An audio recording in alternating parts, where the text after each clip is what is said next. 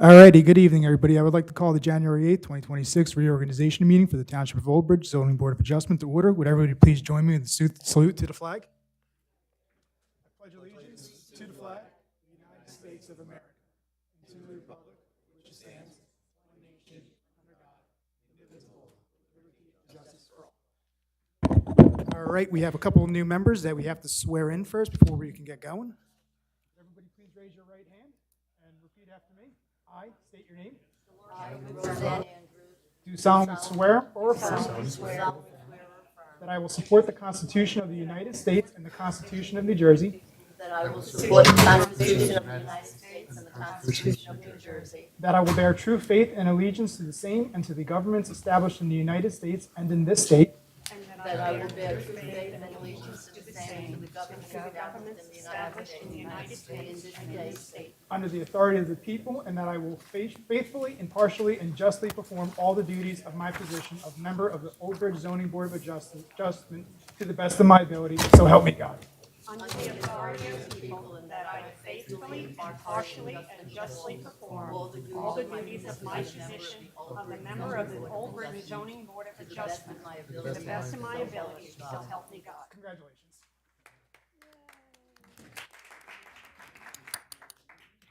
Did you all sign them? Okay. All right, this meeting is being held in accordance with the Open Public Meetings Act. Adequate notice of this meeting was published in the official newspaper of the Township of Old Bridge, setting forth the time, place, and matters to be addressed. Maureen, would you please give us a roll call? Certainly. Mrs. Andrews? present, Ms. Gomez? Present. Mr. Izzo? Here. Mr. Scogno? Here. Ms. Spinelli? Here. Ms. Testaverde? Absent. Mr. Singh? Absent. Ms. Fernbach? Chairman Sullivan? Here. We have a quorum. Do we have a motion for a nomination of a chairperson? I'd like to nominate James Sullivan for chairman. Do we have a second accepting that motion? I second that 100%.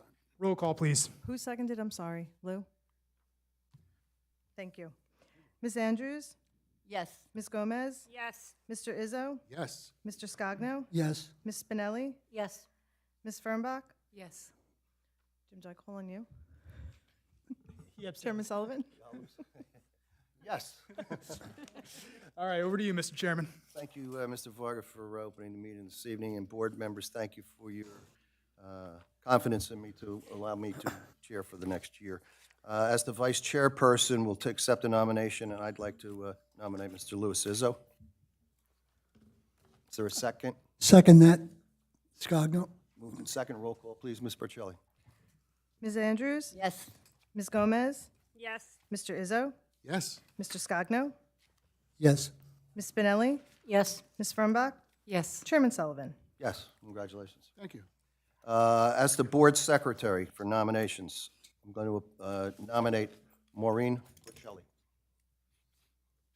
Is there a second? Second that. Well, second. Roll call on yourself. Mrs. Andrews? yes, Ms. Gomez? Yes. Mr. Izzo? Yes. Mr. Scogno? Yes. Ms. Spinelli? Yes. Ms. Fernbach? Yes. Chairman Sullivan? Yes. Congratulations. You're already doing this, and we thank you for all you do. I said that at the end of last year. It's a lot of technical work behind the scenes that you provide the board with. We appreciate that and your guidance. So we look forward to continue working with you in 2026. Board members, as always, we have outside consultants to confirm. As to board attorney nominations, I'd like to nominate Dasty, McGuckin, McNichols, Connors, Anthony, and Buckley, the firm. Does someone I second. move that? I move it. Second. And second? second it. Andrews, Andrews? Yes. I'll give you time to catch up there. Okay. Ms. Andrews? yes, Ms. Gomez? Yes. Mr. Izzo? Yes. Mr. Scogno? Yes. Ms. Spinelli? Yes. Ms. Fernbach? Yes. Chairman Sullivan? Yes. Thank As you the very much. We look forward to working with you and the firm, Mr. Varga. Thank you so much for your counsel. As the planning consultants, we normally do two. The first one I would ask that to be nominated is Environmental Resolutions, Inc. Nominate them? Yes. Is there a second to that? I second. Roll call, please. That's the Environmental Resolutions, Inc. Mrs. Andrews? Yes. Ms. Gomez? Yes. Mr. Izzo? Yes. Mr. Scogno? Yes. Ms. Spinelli? Yes. Ms. Fernbach? Yes. Chairman Sullivan? Yes, you're stuck with us again, Mr. Dargy. Thank you, Mr. Chairman. We look forward to your advice as well. Thank you. The second would be Harbor Consultants. Someone want to move that? I'll move it. I'll second. As the Harbor Consultants, Planning Consultants. Roll call. Mrs. Andrews? Yes. Ms. Gomez? Yes. Mr. Izzo? Yes. Mr. Scogno? Yes. Ms. Spinelli? Yes. Ms. Fernbach? Yes. Chairman Sullivan? Yes. Move on to Engineering Consultant nominations. There's going to be two. The first one I would recommend is Environmental Resolutions, Inc. Is there someone who would like to make that nomination? I recommend. Is there a second? Second. Roll call, please. Was the second Spinelli? Yes. Okay, I'm sorry, I don't know voices yet. Mrs. Andrews? Yes. Ms. Gomez? Yes. Mr. Izzo? Yes. Mr. Scogno? Yes. Ms. Spinelli? Yes. Ms. Fernbach? Yes. Chairman Sullivan? Yes. The second one I would recommend is CME Associates. I'll move that. Is there a second? Mrs. Andrews, seconds. Okay. Mrs. Andrews? Yes. Ms. Gomez? Yes. Mr. Izzo? Yes. Mr. Scogno? Yes. Ms. Spinelli? Yes. Ms. Fernbach? Yes. Chairman Sullivan? Yes. As to traffic consultants nomination, first I would recommend is Environmental Resolutions, Inc. Someone want to make a motion for that? I'll make a motion. Vice Chair makes the motion. Is there a second? Andrews, second. Roll call, please, when you catch Mrs. up. Andrews? Yes. Ms. Gomez? Yes. Mr. Izzo? Yes. Mr. Scogno? Yes. Ms. Spinelli? Yes. Ms. Fernbach? Yes. Chairman Sullivan? Yes. Second one would be CME Associates, traffic consultants. I'll move it. I second it. Roll call when you catch up. Mrs. Andrews? Yes. Ms. Gomez? Yes. Mr. Izzo? Yes. Mr. Scogno? Yes. Ms. Spinelli? Yes.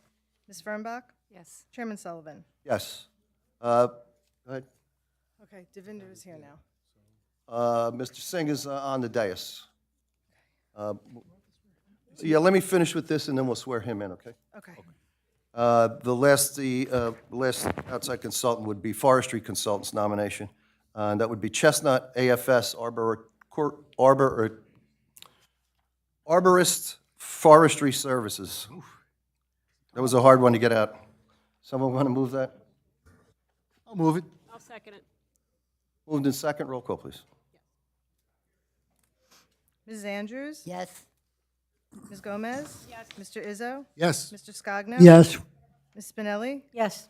Ms. Fernbach? Yes. Chairman Sullivan? Yes. That moves us on to adoptions. Just a point of order, Mr. Chairman. Yeah, We go have to ahead. swear in the new member. Oh, Mr. Singh, would you stand, just go down here, near Mr. Varga, please? this one in first. All right, sir, please raise your right hand. I state your name, please repeat after me. I state your name. Do solemnly swear or affirm that I will support the Constitution of the United States and the Constitution of New Jersey, that I will bear true faith and allegiance to the same that I will bear true faith and allegiance to the same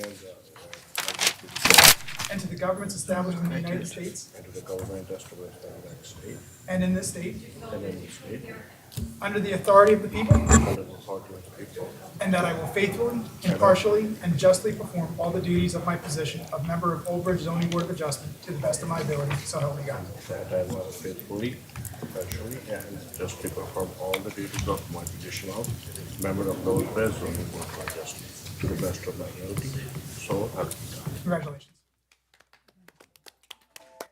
We didn't have a microphone on that, if you were watching at home and you couldn't hear in the courtroom. Mr. Singh just took the exact same oath that was given to the other members at the beginning of the meeting. All right, as to adoptions, I think we have a recommendation for a change. Yes, Mr. Chairman. Before the board is a revised 2026 Zoning Board of Adjustment Rules and Regulations. The two primary changes are, one, that the meetings are proposed to start at 7 p.m. as opposed to 7:30 p.m. Secondary, that there will be a 3-minute time limit imposed during public comment. And third, there is going to be a proposal to eliminate the position of vice secretary and have a sole position as just a singular board secretary, which is all that is required by the municipal land use law. So with that, I would invite the board for a discussion and a vote to approve the same. All right. The first one that you mentioned was changing the time. It's been recommended by the township that we move the time back in order to not go as late as we have been. Almost all of you have been sitting here, and I know the last meeting in December, first meeting in December, we were here, I believe, 11:45. So it's probably not fair to the professionals that have to work in the morning. Some of our board members work, and the suggestion was to move it back another half hour. I'll entertain any discussion if anybody would like to make any comments. I would like to keep it the way it is, At 7:30? 7:30, 10:30. I second that. I third it. Well, hold on. We'll take a vote. But we're inviting comments right now. Well, my comment on it is that we also work. And it's challenging when we leave work to get home, to prepare dinner, to get our, families situated, and then come here and prepare. Sometimes we get materials that day. Since we need to get them on the surface, we don't have access unless we take the service to work, and that's not doable for many of us at work. So we're coming home, checking our emails last minute for anything that may come in that same day. And I just feel to be properly prepared, the 7:30 gives me a little bit of wiggle room to accomplish all that so that I'm not rushed to get here and to review before the meeting starts. Okay. Ms. Gomez, you had a comment as well? I say 7:30 as well. Also, we should put a more strict time constraint on the public speakings and have a timer on that. That'll also eliminate the excessive time that we had to wait. But I also have obligations, and sometimes I'm here early, sometimes I'm not, but 7:30 is the time that I'm available to be here. It's fair. Mr. Singh, anything? Yeah, 7:30 to 10:30 we fine. I work late, so it work better for me. Understood. Ms. Furback? 7:30 is fine. I prefer 7:30. I Vice work Chair? as well, so 7 that's o'clock fine. is good, 7:30 is good? Doesn't matter to you? Yeah. Okay. Ms. Andrews? 7:30 is, I feel 7:30 is better. It's also allowing, also, as you see, we do have residents here, and many of them do work. So I think it's better for most people getting home from work or getting ready to come here for the meeting. It's difficult to rush it because of traffic. It may not sound like much, but coming from 20 minutes away or 25 minutes away makes up for the time. So I would stay with the 7:30. Thank you. Okay, thank you all for your comments. Obviously, this would not pass muster if we're going to, I'm going to let Ms. Sawant comment. I just want to let you know that the township probably could change it on their own, but I understand each and every one of your comments tonight. I would suggest to hold the vote on it only because this was something that came from the administration. So I would want to take it back to the administration. There are logistic reasons why we were moving. It's not like Old Bridge is the only exception that is changing the time. Many of the municipalities start at 6:30 and 7, so that we are done in before it's too late. Most of the professionals live outside Old Bridge, so when a meeting at 11:45, we have like 45 minutes to 1 hour drive. But that's not the point. It was something that came from the administration. I would like to take it back to the administration before we take a vote on it. Okay, we'll hold off the vote. Yes. On that, Table, uh, if you want, unless you want to continue discussing the other. we're going to do the other two. Were they separate? They are separate. Yeah, okay, so we're going to table the time. Ms. Sawant's going to take that back to administration and see what the thoughts are on that. The second item, I believe, was a 3-minute time limit on speaking. Correct, Mr. Chairman. Mr. Varga, is that commonplace in most areas that you've seen? Yes, it's typically between 3 and 4 minutes. Obviously, there's discretion through the chair. There's discretion through the chair to permit additional public comment, as well as to restrict it, provided that the public comment when it becomes duplicative, but ultimately a 3-minute time period is consistent. I'll accept comments from the board, starting down on my left, to our newest member. I think it's necessary. What we're trying to do is limit it. Some of the other boards here in the township limit their time. We have not done that in the past. We've tried to entertain most of the comments in fairness to the residents here, but at times it gets cumbersome, and one of the reasons why we were here till 11:30. So what we were going to try to do was limit that. I still have the option to allow someone to speak a little bit longer, but the concept would be to put it in writing that it would be 3 minutes. Okay? Mr. Singh, your comments? No, no comments. No comments? Yes, I agree that we should have a time limit as far as 3 to 4 minutes. That way each and every public comment can be addressed and heard. Ms. Spinelli? I also agree, and I think it will help getting us out of here in a timely manner so that it doesn't run into like it did with that December meeting. Mr. Scogno? I think 4 minutes would be better than 3. Vice Chair? 3 to 4 is adequate for, You'd be in favor of a time limit? yes, yes. Mrs. Andrews? I favor the 3 minutes because you do have the option to allow someone to speak if they're right in the middle of something that's very important. So I think 3 minutes should be fine. And you have, as I said, the option. So 3 minutes is my ideal time. Okay. And the last we'll speak about now, too, and then we can vote on probably 2 of them, right? Well, we will have to table the whole. Oh, the entire? Okay. Correct. But Gotcha. the last thing that is for the board's consideration is the elimination of the vice chair position. It's not the vice chair, I apologize. The vice secretary position. He just got here. Because I was looking at you. Yeah, the elimination of the vice secretary position and solely having a board secretary position, which is all that's required by the municipal land use law. You're new to the board, but what I'll explain to you is we used to have we would appoint a secretary and a vice secretary. Lou was our last one. Leon had been the secretary. And it requires them to come in and sign plans, sign documents as the secretary to the board. Ms. Porcelli does this as a routine in full-time employment. Obviously, anybody that we appointed would come in on their own time to try and assist this. Sometimes there's documents that need to be done quickly, so maybe that day or the day after. And that's not always available to people as ourselves who are volunteers. So that's the reason for this. Ms. Porcelli's already doing it. MLUL, Municipal Land Use Law, doesn't require it to be a member, nor does our rules. So we can have a person who is a full-time employee do it.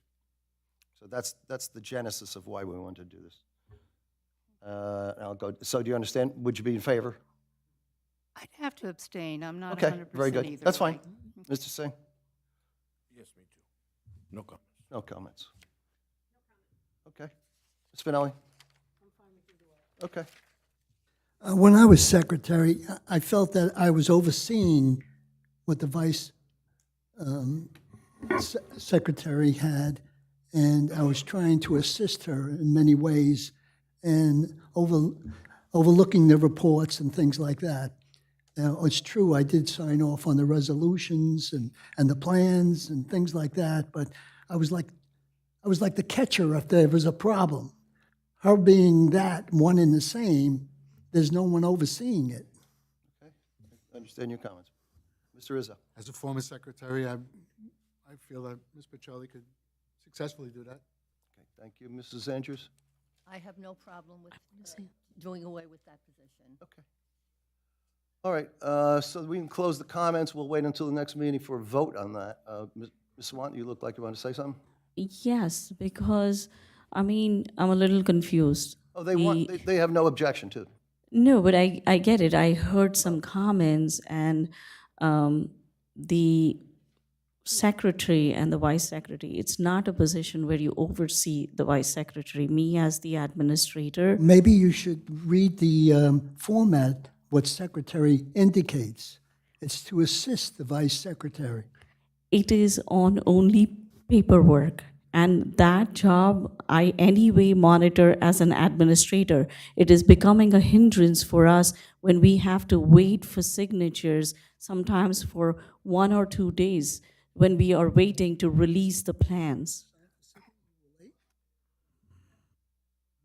was never late. I was there the same day she asked me to come down. Well, we'll get, you're going to get back to us from the administration. We'll be able to vote on that probably by the next meeting. Correct, Mr. Chairman. Okay. All right, any other comments? I'm going to move on, absent any. Just have a motion, we just need a motion to table the adoption.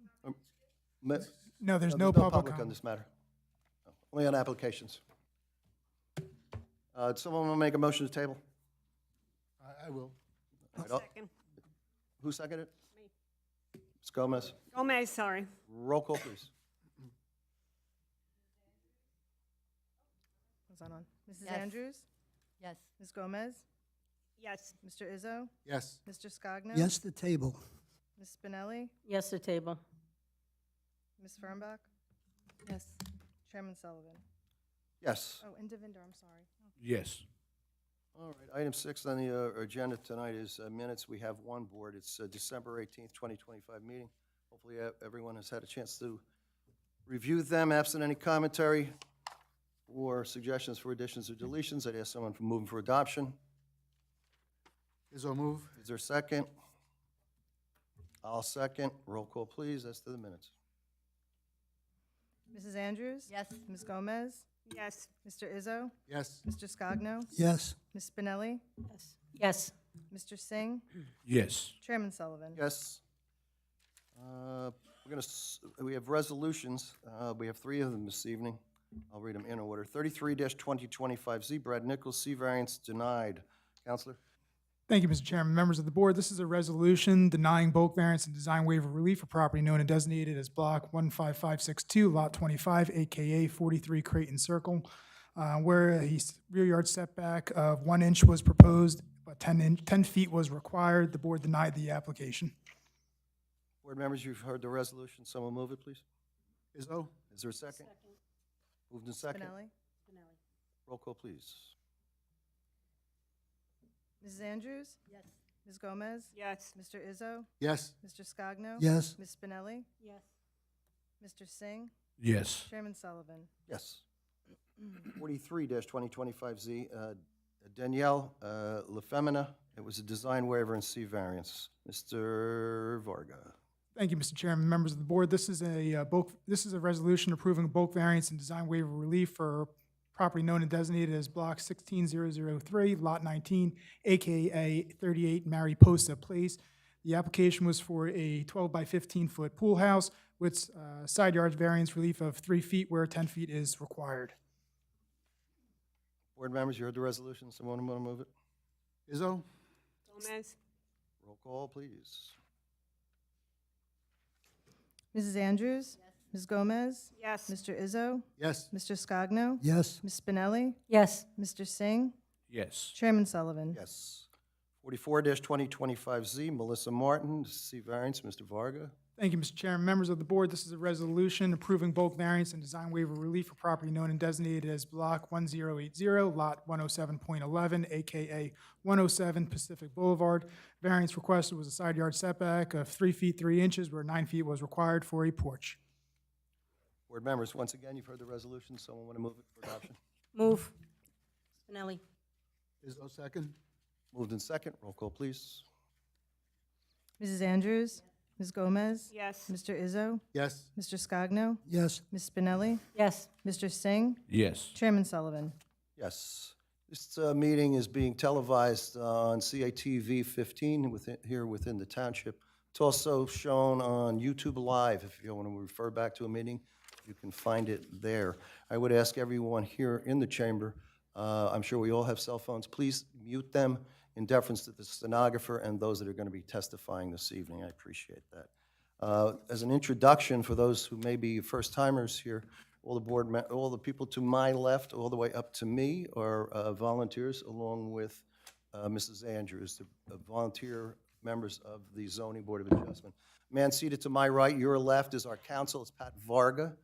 The two on the end, starting with Mr. Darji, he is a professional engineer and consultant to the two of the board, and Ms. Venus Sawant, who's the planning director here in the township. I'm going to now ask that Mr. Varga, our counsel, swears them in. You swear or affirm to tell the truth and nothing but the truth to help you God? I do. Thank you very much. All right, we're going to proceed. We have 3 applications to deal with this evening. The first one, we're going to call them in order tonight. We'll let the stenographer set up. This is 3-2025Z. It's Prime Space Capital LLC. This is the R40 zone. It's block 18091, lots 1, 2, 3, and 8. Physical location, 12 Pine Street here in Old Bridge. Self-storage facility.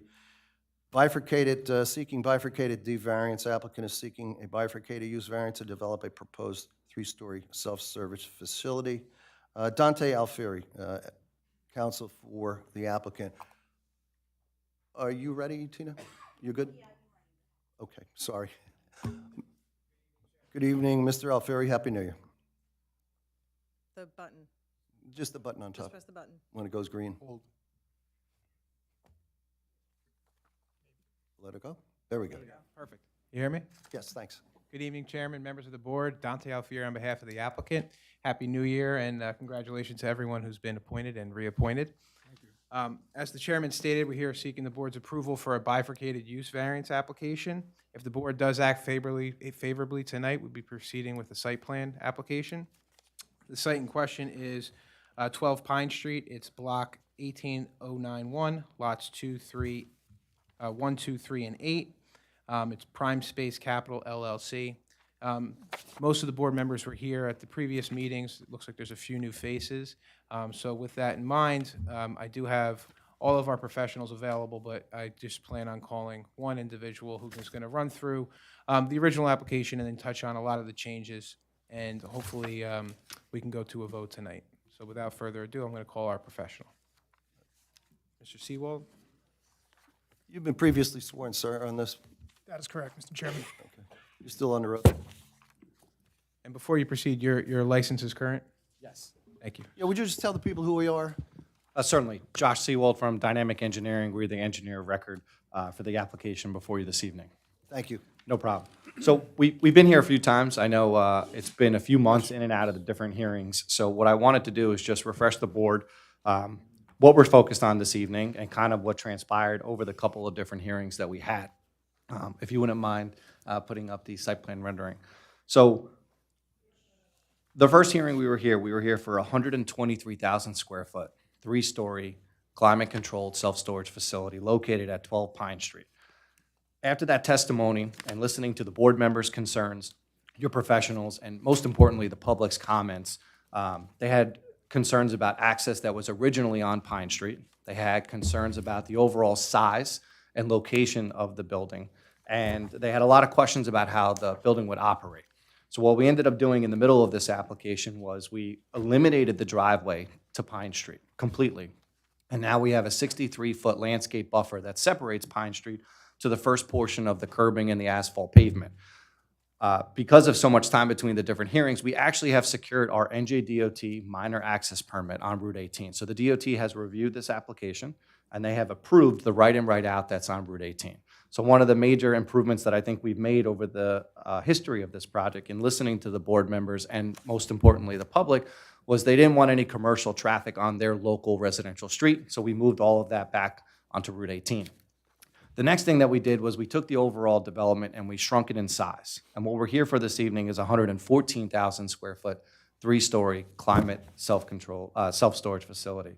We also changed the architecture in the middle of this, just to refresh the board's memory. We initially had a more standard, prototypical self-storage facility. What the architect ended up doing was providing a residential character-looking building instead. We're not saying this building looks like the houses down the street, but instead of it looking like a regular commercial facility that you see on Route 18, it has some nice aesthetics and enhancements to that building. Finally, as one of the good recommendations from your board consultant, ERI, they were looking at the overall circulation around the building. And at the last hearing that we were, I believe it was in June, Mr. Alfieri, they commented they didn't want two-way circulation around this building. So what we ended up doing was shrinking the drive aisle around the building, making it one way, and able to provide a 5-foot, we'll call it striped loading space around this building. So essentially what we've been doing over the various hearings is getting feedback from you, the board members, your professionals, as well as the public, and trying to incorporate all of it before this evening when hopefully you vote in favor of the application. Just some other things that we wanted to refresh the board's memory, that self-storage is a very low-intense use. This is not a 24-hour facility. The operations that came out on the initial hearing, we just wanted to refresh that for you. There's no overnight access. All of the loading is inside the building. There's no roll-up doors that are on the outside of the facility that you may see at similar locations. We only have 11 parking spaces up front. They are between the building and Route 18. And the reason we only need 11 spaces is because self-storage just doesn't generate a lot of traffic. And again, to repeat a little bit of my testimony, the DOT has accepted our traffic study and our access permit, and they have received that back to us. Like I mentioned, we do have a 63-foot buffer between our first drive aisle and Pine Street. We have another 84-foot buffer between the rear portion heading west to the first residential lot.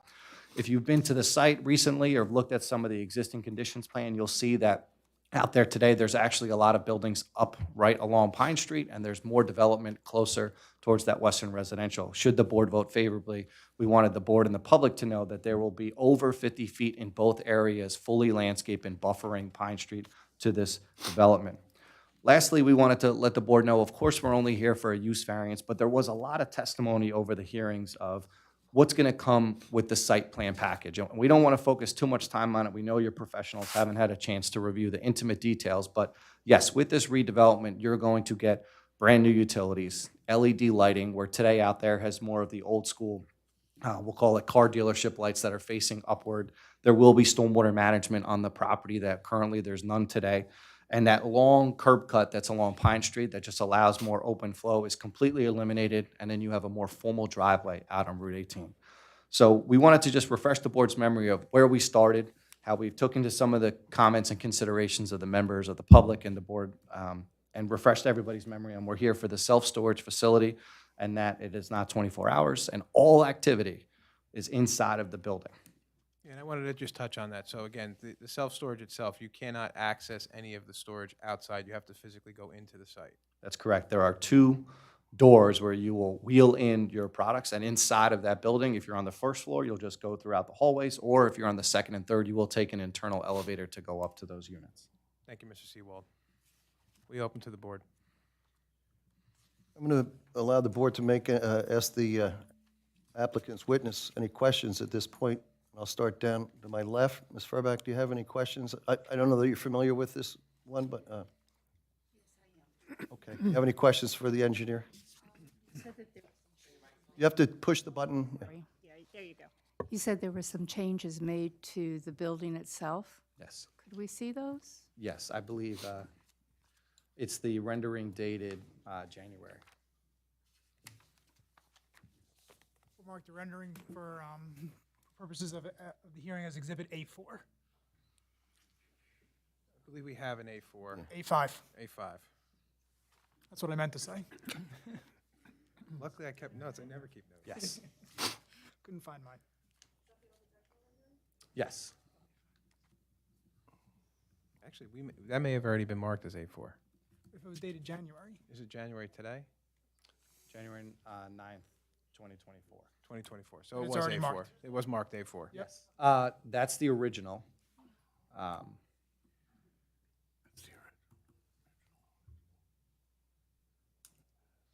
do have it here, too, if that makes it easier. Sorry.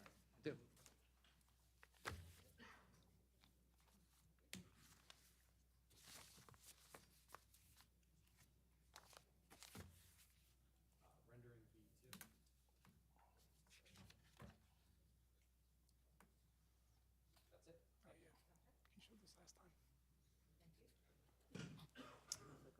So the first exhibit that your secretary had up, you saw it was a lot more black, gray, and more commercial style lines. This has more peaks associated with what you would see on a roof of a residential house. You'll see that there's brick.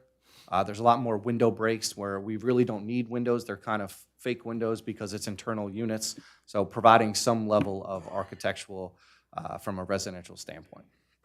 Thank you. Absolutely. Mr. Singh, you have anything? I don't. Ms. Gomez? Spinelli? You're still keeping the 3 floors? Yes, ma'am. No, not right now. Okay. Mrs. Andrews? No, she asked my question already. Okay. Darcy, you going to comment? I don't have any questions or comments, Mr. Chairman. Okay. Counselor? Nothing from me, Mr. Chairman. All right. You going to present anybody else? No, Chairman, we rest. Okay, and everybody understands this is a bifurcated application only, so a lot of this really isn't critical at this particular point. But this rendering, if you will, is typical of what the type of build. And if it was approved tonight, that would be a condition, that this would be included. Okay. Absent that, then I'm going to go to the public portion on this, okay? Thank you, Chairman. This is 3-2025Z. This is Prime Space Capital. Physical location is 12 Pine Street. They're seeking bifurcated use to build a 3-story self-storage facility. We will entertain at this time comments or questions of the witness or concerning the application. I'll take you one at a time. If you want to raise your hand, I'll recognize you. Do we have a microphone, Jake? Or TV director will be, okay. Counselor, as far as time limit, Yes, Mr. Chairman, it's my understanding that it is the board's policy that there is a 3-minute time limit on all public comments, subject to the chair's discretion. anybody raise your hand or come forward?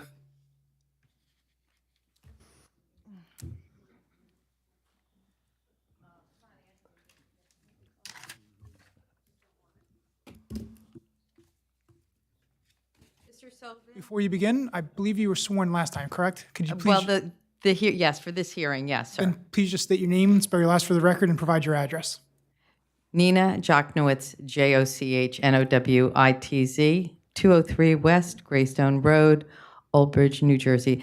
Now, I was told the last time this meeting occurred that you were going to have the environmental person here? Is that correct? I can answer questions that you have. Okay, so Mr. Sullivan knows that I spoke to him, and he said it had to be discussed at this meeting. I have photographs here, and you can check them, time, date, stamping, location of wildlife eggs. They are actually turtle eggs. I don't know what species. I am not a herpetologist. Actually, I took them to a herpetology meeting, and I said, you know what kind of meeting? Is turtle eggs they are? And they said, no, but they're definitely turtle eggs. They're not bird eggs. I will show that. I will provide them as part of the need for your team to look at. But how do I provide them to you, sir? You will Chairman. have to email them to Ms. Porcelli. They'll be marked as Exhibit 01, but you can certainly use your phone. Please show them the counselor first so that Yeah. you can see them. And then Which counselor? Mr. Alfieri. We're going to have to pick it up on a microphone if you guys are going to have a conversation. Geez, peepers. Okay, so I just want to start with this. This is just a leaf, okay? But you're going to look at the map right here. This is where the map is. You can see Veterans Park, right? Darwin, Pine Street, suburban caps. Would you agree that that's where you see the picture? That's what I see on your screen. Okay, I appreciate it. And then here is the date. This was taken September 9th, which is in the middle of the season where the eggs would be incubating. Turtle eggs, they take 60 days or thereabouts, maybe a little bit more depending on the temperature. And so I took to explain, I took a walkabout because I wanted to see if the state had done their due diligence at DP. Ms. Jackowitz, just be guided that you have approximately 1 minute remaining. Well, with his purview, it could go longer, sir. Here's the second photograph, also dated September 8th. I'll just show you September 9th, sorry, September 9th. September 9th. I'll also show you again. Please, you know, Yeah, I see this. okay. And to be clear, turtles, whether they're common musk or oh my God, box turtles, eastern box turtles are considered a species that is protected, okay, in the state of New Jersey. But again, between those two species, I wouldn't know the difference, and I can't take them away. It's against the law for me to move them. Again, more of those photographs, same area. And then, of course, raccoons, sorry. Yeah, that's what I do rehab of. Sorry, sir. Who do I send them to so I can make sure they send it to the correct person? The board secretary.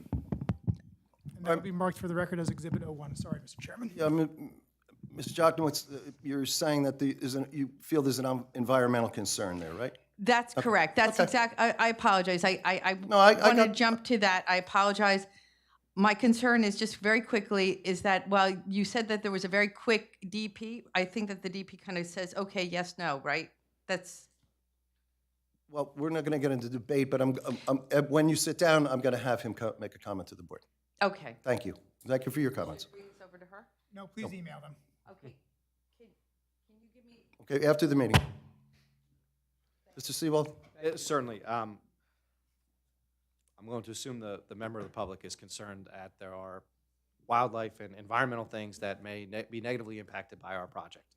One of the benefits of this project is we are redeveloping within the area of existing development. So out to the site today, you see that there is a truck accessory place, hubcaps, caps that come over the back. There's also various residential structures that are out there. The property does have wetlands on it and an associated 50-foot buffer associated with those wetlands. The DB has been to the property. They tell us that it's a 50-foot buffer. The applicant, Dynamic Engineering, we do not decide what that buffer is. The DEP says this site is going to have a 50-foot buffer. That 50-foot buffer is located on the plans that have been represented before you and are on the plans that are on the screen on the other exhibit. So the DEP has reviewed the property. They have walked the site themselves, and they've determined that based off of many different environmental features, we're going to put a 50-foot buffer on these wetlands. So we are not allowed to go into those wetlands. We're not allowed to disturb them. And the development that's presented before you is not even impacting the buffer where we are actually allowed to grade and discharge stormwater management. Right now, everything is staying within the existing limits of development, and we are not modifying or touching the DEP regulated areas.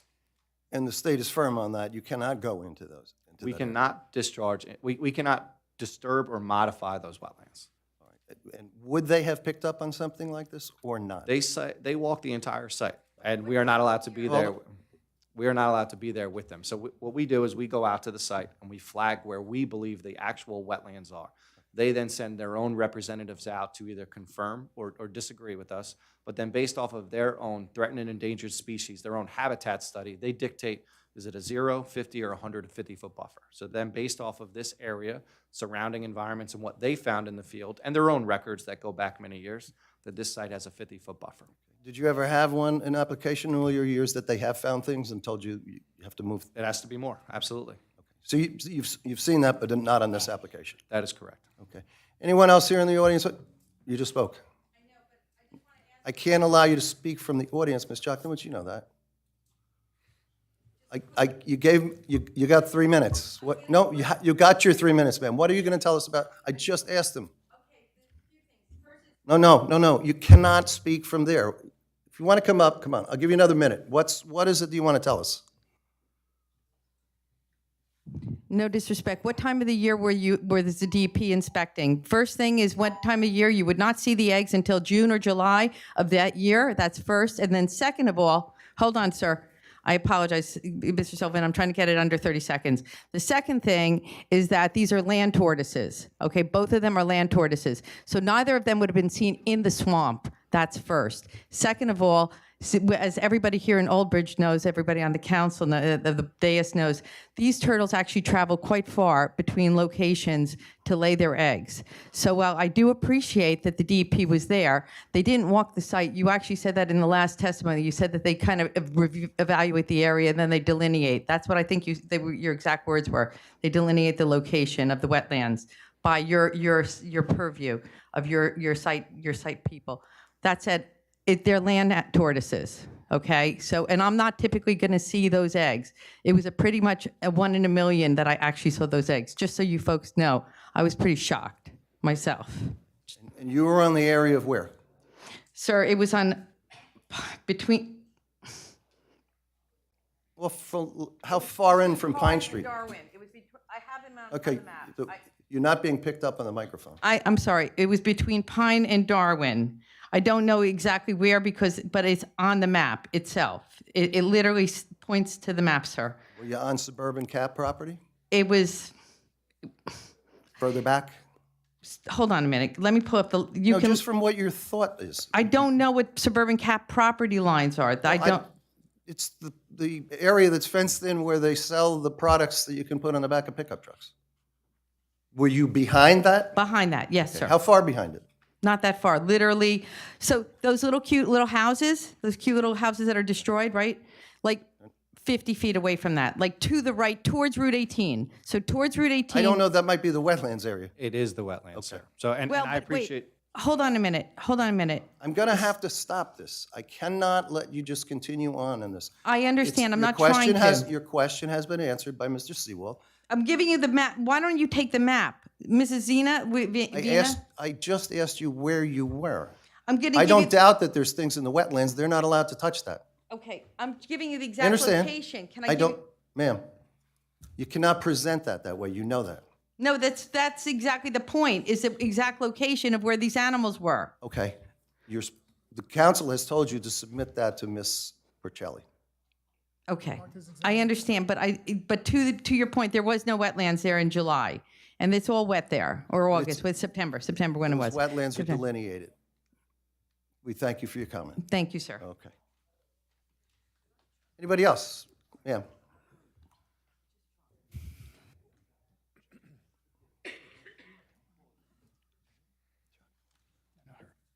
Hi. Hi, ma'am. I don't think you've been sworn in yet, so please raise your right hand. Do you swear or affirm to tell the truth, nothing but the truth, so help you God? Yes. Please state your name and spell your last for the record. Just let me catch my breath because I get nervous when I Don't get nervous. We're all friendly here.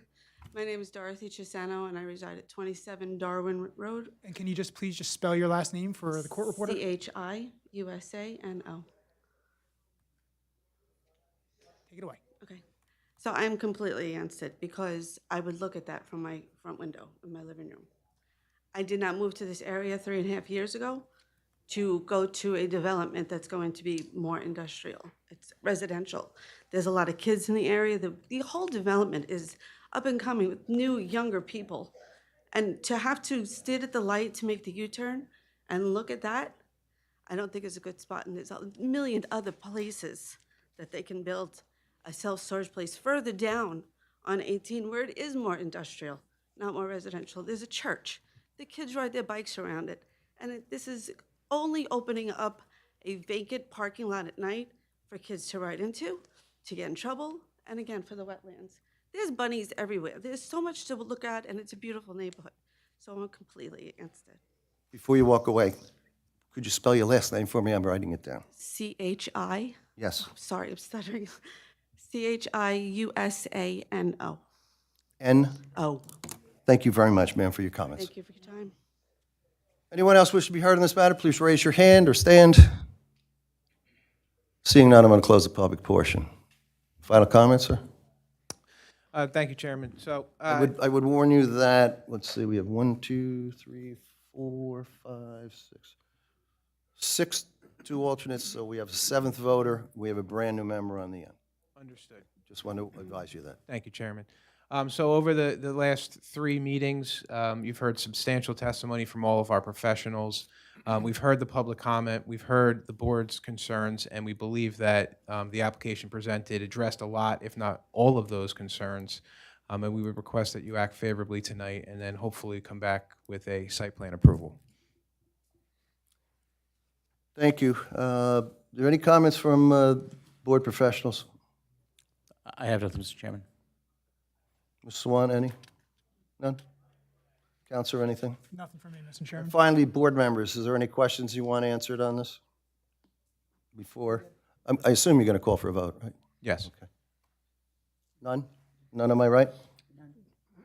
Okay, so this would be a, So, Mr. Chairman, for purposes of formatting a motion, this is a motion to approve a bifurcated D1 use variance. The condition of approval would be that in the event that the bifurcated use variance application is approved tonight, the approval will be strictly conditioned on the design of the three-story self-storage building mirroring the July 2nd, 2025 rendering presented tonight.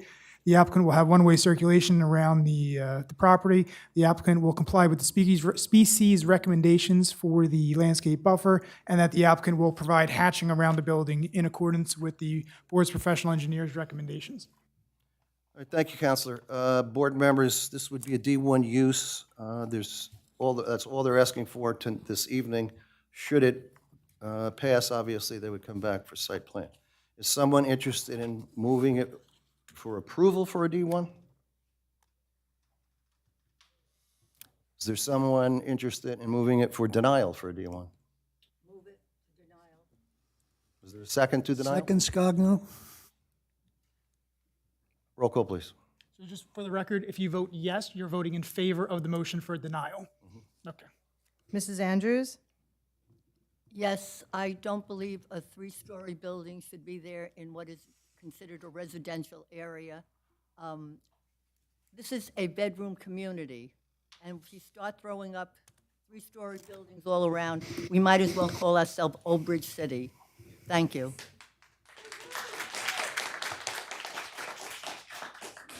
Ms. Gomez? I second Ms. Roseanne Andrews' comments, and I also feel that it's too big of a building, and in that area, it should not be there. Mr. Izzo? I vote yes also in a denial. I think that the land is, it's a shame they're not proving to change that D variance, so I am voting yes.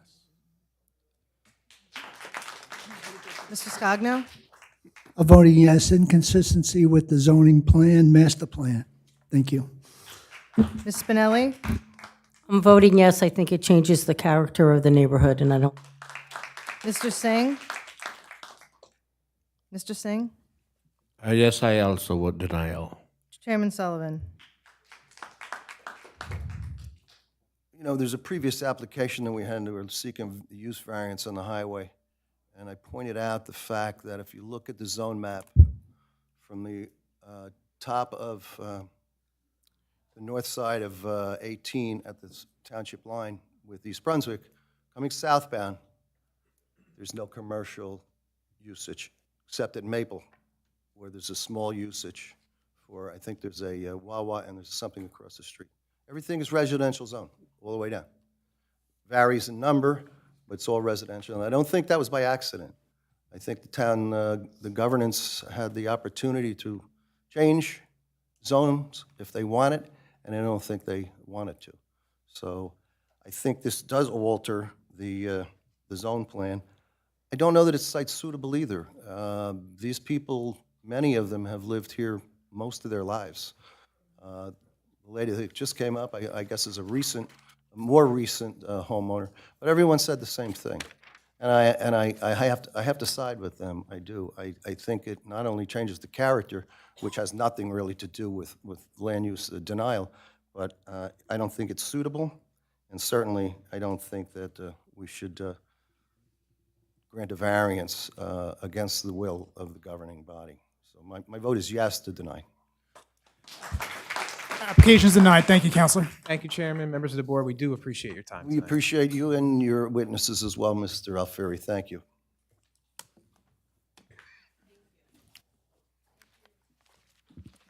All right.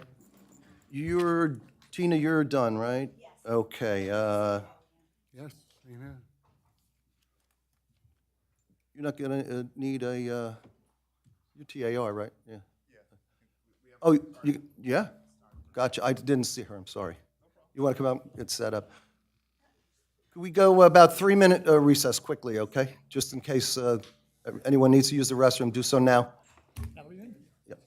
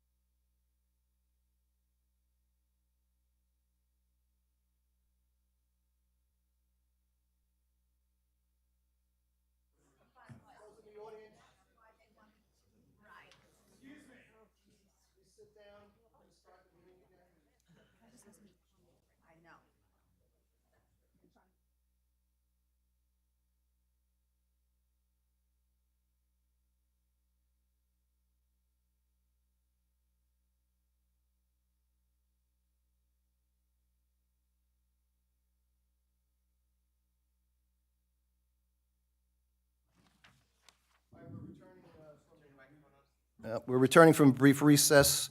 We're going to announce the next application. Again, it's 12-2025Z. It's TAR Properties. It's Zone R15. It's Block 17004, Lot 1111, 471 Marlborough Road, Old Bridge. This is for a training facility for electronic vehicle repair. They're seeking major preliminary and final site plan with D variance. Before we do this, I would ask that you call the roll, please. Yep. Mrs. Andrews? Present. Ms. Gomez? Mr. Izzo? Here. Mr. Scogno? Here. Ms. Spinelli? Yes. Mr. Singh? Present. Ms. Fernbach? Yes. Chairman Sullivan? Here. Mr. Varga? Present. Mr. Dargy? Ms. Savant? All right, Thomas Garlick, representing the applicant, sir. Thank you, Chair, members of the board. Happy New Year to everyone. Just as a very, very brief recap from the last hearing that when we were here present before you, this is an application for 475 Marlborough Road here in Old Bridge. It's block 17004, lot 11.11. We're seeking major site plan approval and a D1 use variance for this site. The site is an existing commercial property. It received a prior D variance for a dance studio in the past.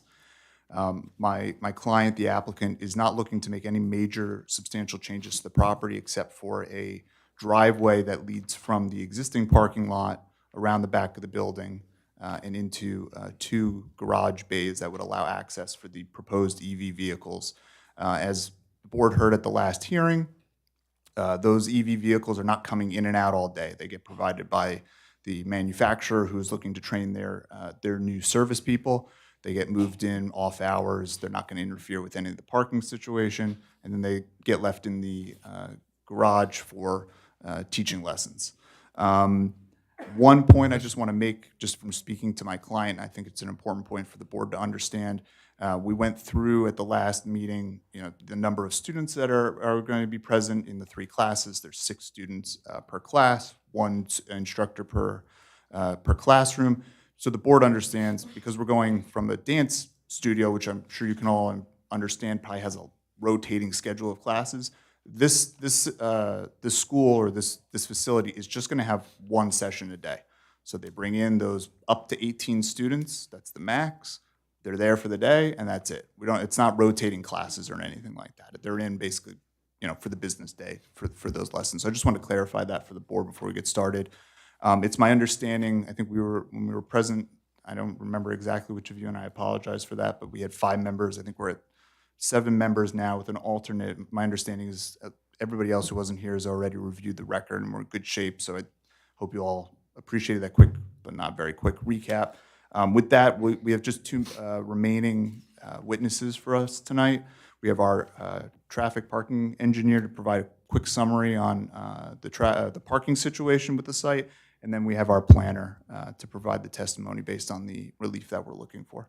So if there's no other further questions, we'll just get started with our 2 witnesses. By all means. Thank you. So I'd like to call John Ray of McDonough Ray Associates, our parking engineer. Sir, please raise your right hand. Do you swear or affirm to tell the truth, nothing but the truth, so help you God? I do. Please state your name and spell your last for the record. John Ray, R-E-A. Back to you, Counselor. Thank you, Counsel. Mr. Ray, you prepared the parking study. Who Mr. Ray is? I forgot. I'll do credentials real quick. So, Mr. Ray, would you please give the board the benefit of your credentials? Yes, I'm a licensed professional engineer in the state of New Jersey. My field of specialty is traffic engineering. I've testified before this. I think I have it pushed down. No, it's got to turn green. There you go. Okay, green. I've testified before this board on numerous occasions as a traffic and parking expert. Thank you. Mr. Ray has appeared before this board numerous times over the years. We accept his expertise. Thank you for putting that on the record and for those watching at home. Thank you, Mr. Sullivan. I apologize for jumping that, Chairman. Mr. Ray, your office and specifically you prepared the parking study for this site, which was previously submitted to the board. Is that correct? I did, yes. So if you could just provide the board with a summary of what your study found. Okay, I did prepare a report dated June 2nd, 2025. I went out to the site, I visited the site, and as Mr. Garlick has indicated, it's an existing building, an existing parking lot. There were 2 previous tenants actually within the building. One was a dance studio, the other was a music academy. So there were two previous tenants. There are 23 parking spaces within the parking lot.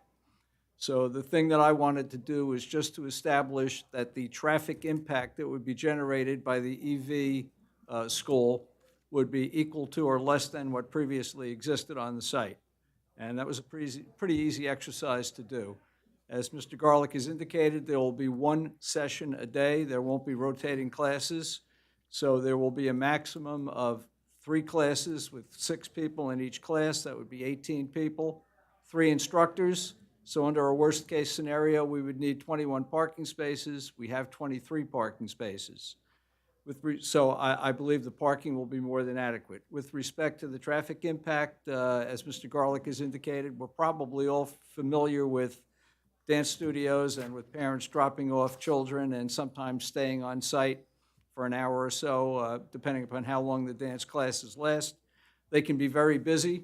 Certainly, this use will be less intense than even just the dance studio by itself. For example, I just did a traffic and parking study for a dance studio in an industrial park in Marlboro, not far from here. A building about 10,000 square feet, a little bit bigger than this building, but there were constantly 40 to 45 parents either parked or dropping off and picking up children. So this will be less intense than what was previously on the site. We have adequate parking, and that basically summarizes my testimony. Thank you. I don't have any further questions for the witness. Mr. Dargy, anything? I don't have any questions for the witness, Mr. Chairman. Swan? I don't have any questions. I'm going to start on the board members on my left. This man's a traffic engineer. Do you have any questions for him about the parking on that proposed use? None? Mr. Singh, come right up the row here. Ms. Spinelli? My concern is the testing of the vehicle after you repair it. Are you going to test drive it down Marlboro Road, up and down? So, Mr. Ray did the study for parking and traffic. I do have the Oh, operator. okay, I'll wait operator then. who he Okay. testified at the last meeting, but we can answer that question. They're not, I'll answer, but I'm more than happy to call him. You can They're just not, walk up. He's under oath. He testified. Just walk up and answer that one question for me, sir. there's no test drives. No, there'll be no test drives at all. Just state your name. Gerald McNee. No test driving down Marlboro Road? No test driving down the road. They're more for demonstrations to pull things off, put things on and calibrate, but there'll be no test drive. Okay, thank you. On-site, right? On-site, exactly. Vice Chair? No questions. No, I have none. Ms. Andrews? No? Okay. Counselor? Nothing from me, Mr. Chairman. Thank you. Public Garlick? at the end. Public's at the end, correct? Public comments at the end. Yes. Okay. So John, just sit tight. if there's any- Thank you, Mr. Ray. All right, so I'd like to call our last witness, John Chadwick, who's our professional planner. Sir, do you swear or affirm to tell the truth and nothing but the truth to help you God? Yes. Please state your name and spell your last for the record. Name is John Chadwick, Chadwick. Back to you, Counselor. Thank you. Mr. Chadwick, would you provide the board with the benefit of your credentials as a professional planner? Mr. Chadwick, just turn that a little bit to you. It's directional. Thank you. Better? I'm a licensed professional planner and have been for quite some time. I've appeared before this board infrequently, actually, over the years, and have represented municipalities throughout Middlesex. You're still licensed in this state, correct? I am. Did you have O1 or O2? I'm still standing. I recognize Mr. Chadwick, and then I'll acknowledge his expertise and will accept him. Thank you, Chair. Mr. Chadwick, you've had an opportunity to review all the application submissions with this application? I have. Okay, and you've, as a planner, you understand the relief that the applicant is requesting before the board? I do. Could you please provide the board with, in your opinion as a planner, the justification for the relief that the applicant is requesting? Yes, I do. In preparation, I've done the standard things you'll hear planning consultants, reviewed the zoning code, master plan, been to the property, discussed the application with the client to understand exactly what the use is, which now has been explained, and tried to get some history of the use of the property prior to. Clearly, there's a commercial building at the site. The prior uses were more intense would have events where they would overwhelm the property, meaning you have to park up and down the road. This has none of those characteristics. So the commercial building's there. It has the adequate parking, as explained by Mr. Ray. The operation of the use is not a 24-hour use, it's a simple use. It is in a strip between Marlboro and Route 18 that has commercial, community types of uses extending southeast, I guess orientation would be. And in my judgment, because of the facts, the physical facts and the history, the site is particularly suited. It can accommodate the proposed use completely. I think it advances a number of purposes of the municipal land use law, and you've heard this from planners before. That's a test that you have to provide for a use variance. The nature of this use advances sustainability and basically a green philosophy, meaning you have to have repairs to these EV vehicles or you will achieve nothing. So in my judgment, it advances that purpose. I think the use is very appropriate in context with its location, single-family homes on the other side of the road. The building is there. It's fairly buffered with existing trees along the road, and it has no, I would say, neighborhood impacts. There's no air guns going on with this. It's a electronic type of a facility. The traffic clearly is very low. We're talking about 18 students, even if a few of them partner up or come in cars, you're talking about very minimal traffic. Just make sure it's on. So in my judgment, the appropriate use, the site is well maintained. It gives a nice visual presence as you go down the roadway. And my conclusion is that the scale of the building, the on-site parking, its location, all makes it particularly suited to this location. In terms of negative impacts, I think there's really a positive impact. It's a vacant building, commercial building, location. I think it's to the advantage of the township to have, one, a use that is pretty neutral in terms of any kind of impact. And in my judgment, is really positive. There are no negatives. You come to the end of this and you say, is it a good use for the site, or is there big impacts and you should reject it? My opinion is that for what I've said previous, it certainly has a very good fit. It has no substantial impacts, and the impacts on the zoning plan took place when the commercial building was originally developed. This does not further impact the zoning plan. Thank you. I don't have any further questions for Mr. Chadwick. I'm going to go to our planner, Mr. Want. Mr. Chadwick, can you emphasize a little more on the site suitability, because there was a Site suitability. Can you just elaborate a little bit more on the site suitability part of it? Because there was a D1 variance that was granted in the past, and in comparison to that, you're coming back with another new D. So in terms of site suitability, could you just elaborate a little more between the two comparisons so that the board understands? The other question, so that you can continue with your testimony, in the R15 zone on Marlborough Road, is there a similar type of use or a non-residential use that is existing, and have you studied that? Well, the non-residential uses southeast of this, as you go south, I guess south of Marlborough Road, I mean, you've got the community center, you've got the collision of the auto body place. We've got I guess it's an online supplier business. What is it called? Rama is the name of the business. It's an online type of business. And you've got the wellness center.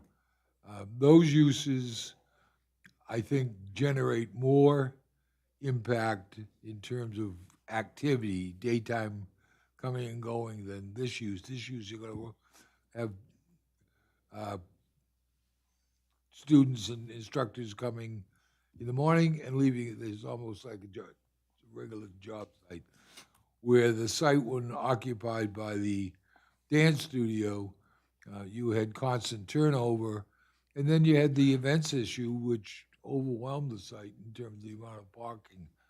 So when you compare what this proposal is to the use of the site prior, this use is much more intense, much less intense, does not have the impacts in terms of noise or the constant traffic or the long hours of operation. So I think in all those respects, it's a much better fit than the prior D1 use variance that was granted. And in comparison to the other uses, as you go along Marlborough Road, I think it's also, in terms of its impacts, less than the others, yes. And would you agree that not just not just the traffic, but in terms of other negative impacts compared to the previous use, you would be eliminating some of them? Yes. Noise. I think I understood your question. Are there impacts that were generated from the dance studio / music training that were greater than what this use is? And clearly there are. The occupancy of the site was much greater. The turnover and traffic impact would be much greater. In terms of the prior use fitting on the site, it didn't. This use does.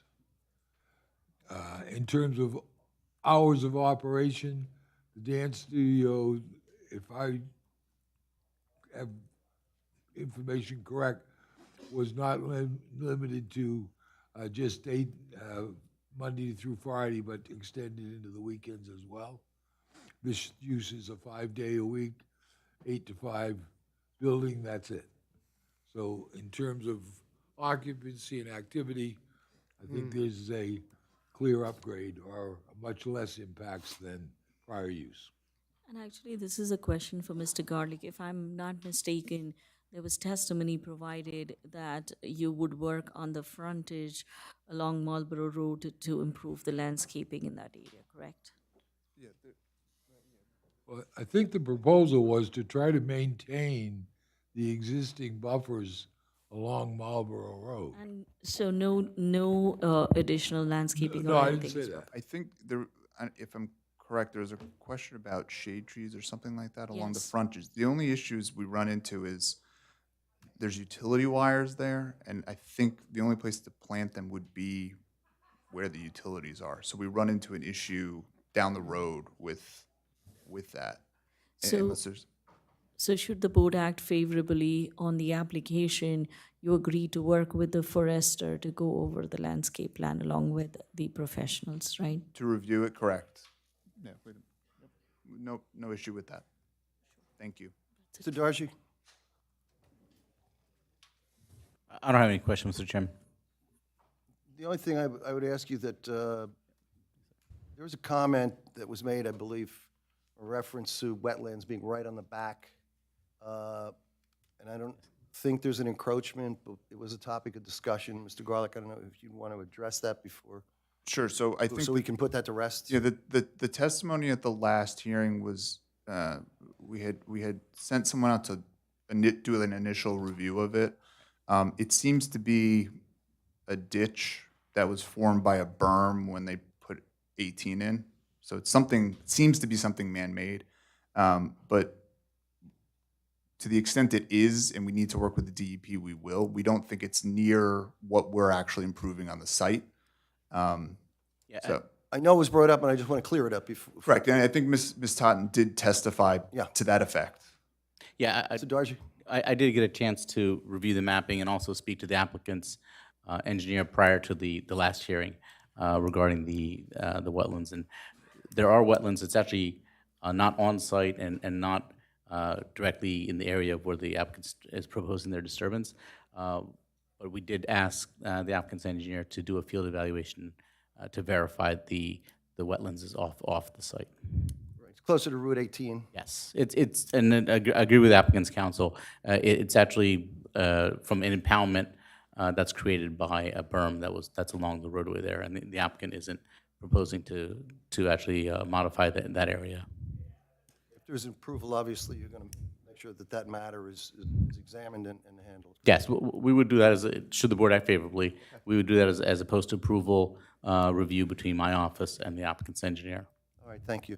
Board members on my left will come up the line if any questions of this witness. I don't. No. I actually have one. Can you put up the site plan?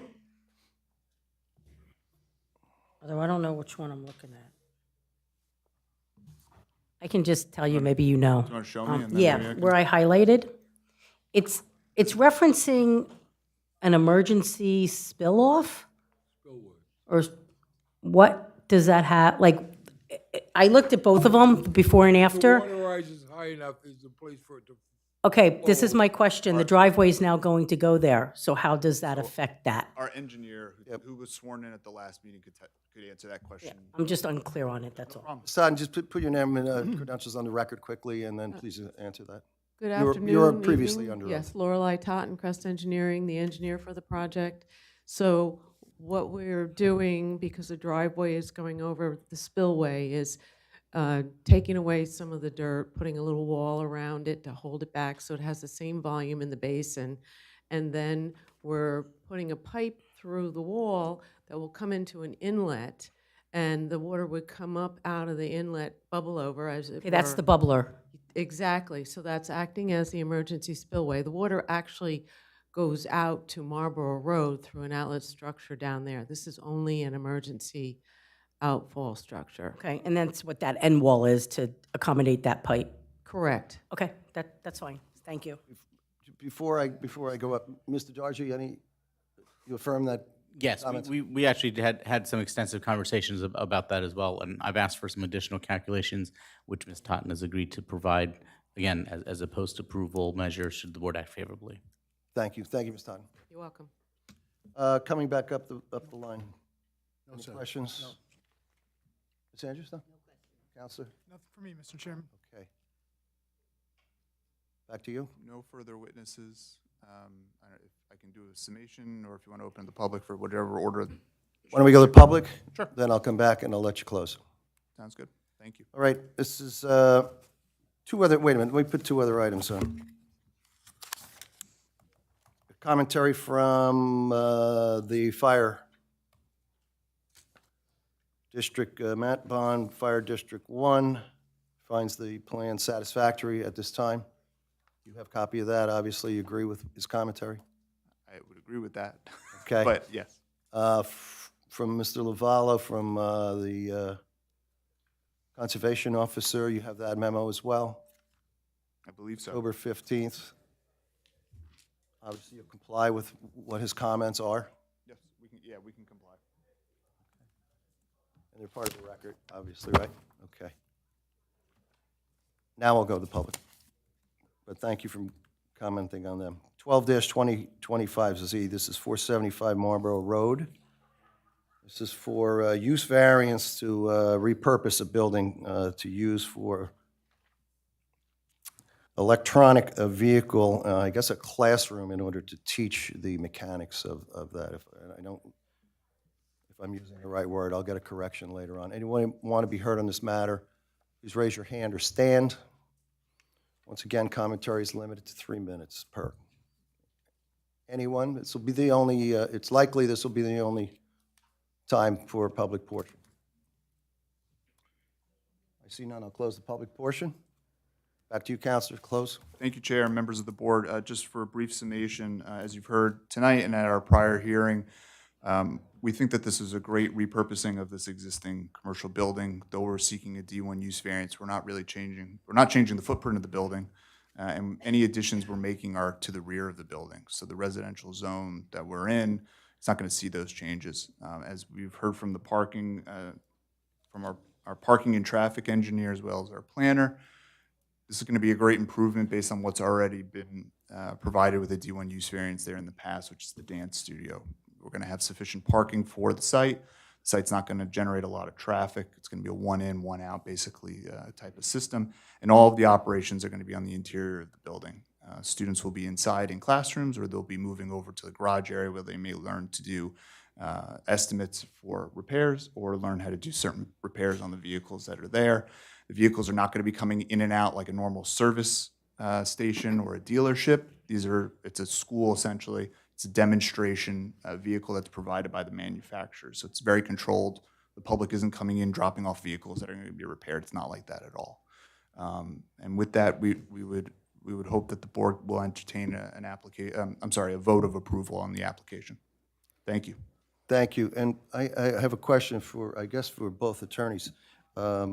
Should the board act favorably on this, could it be changed to a gasoline repair, an engine repair shop, if this applicant leaves and there's been a granting of usage for this type of For a application? repair shop, meaning like an actual person who's going to open up and repair vehicles? That would require them to come back, right? Or even a school that So would teach it. Yes. So as a condition, would we need to guard ourselves on that to say this can never be turned into? Correct. Sorry. The approval would be really tailor-made to this specific use. So any other use that wants to come in has to come back to the board for an approval regardless. The only thing I'll say is if, let's say, a different operator came in but operated the same school, same- the D1 yes. use, subject to everyone else's comments, the D1 use variance would continue with the land, but modifications to that use that are different, I would not disagree. Counsel, you agree? That's correct, Mr. Chairman. Thank you. Board members, any final questions before, you are going to call for a vote, Mr. Garland? Yes. We're going to take a vote on this for the, I think it's the D1 and there's some bulks, right? Mr. Chairman, just to be specific as well, it's also an application for major preliminary and final major site plan approval with use variance relief. Okay. Any final questions the board may have before we call for a vote? None? No. All right. Someone interested in moving this for approval we'll start with D1, right? No, it's a single motion, Single motion. because it's a single motion for use variance and preliminary and final major site plan approval, Okay, all at once. all at once. All right. I'll move it. Is there a second? Andrew, second. Roll call, please. Mrs. Andrews? Yes for approval. Ms. Gomez? Yes. Mr. Izzo? Yes. Mr. Scogno? Yes. Ms. Spinelli? Yes. Mr. Singh? Yes, for Chairman Sullivan? Yeah, repurposing that building is a great idea, and this is a perfect passive, I think, commercial application and approval. My vote is yes. Thank you all for the time. Thank you for your presentation. Thank you, sir, and Good luck. gentlemen. Let's hope so.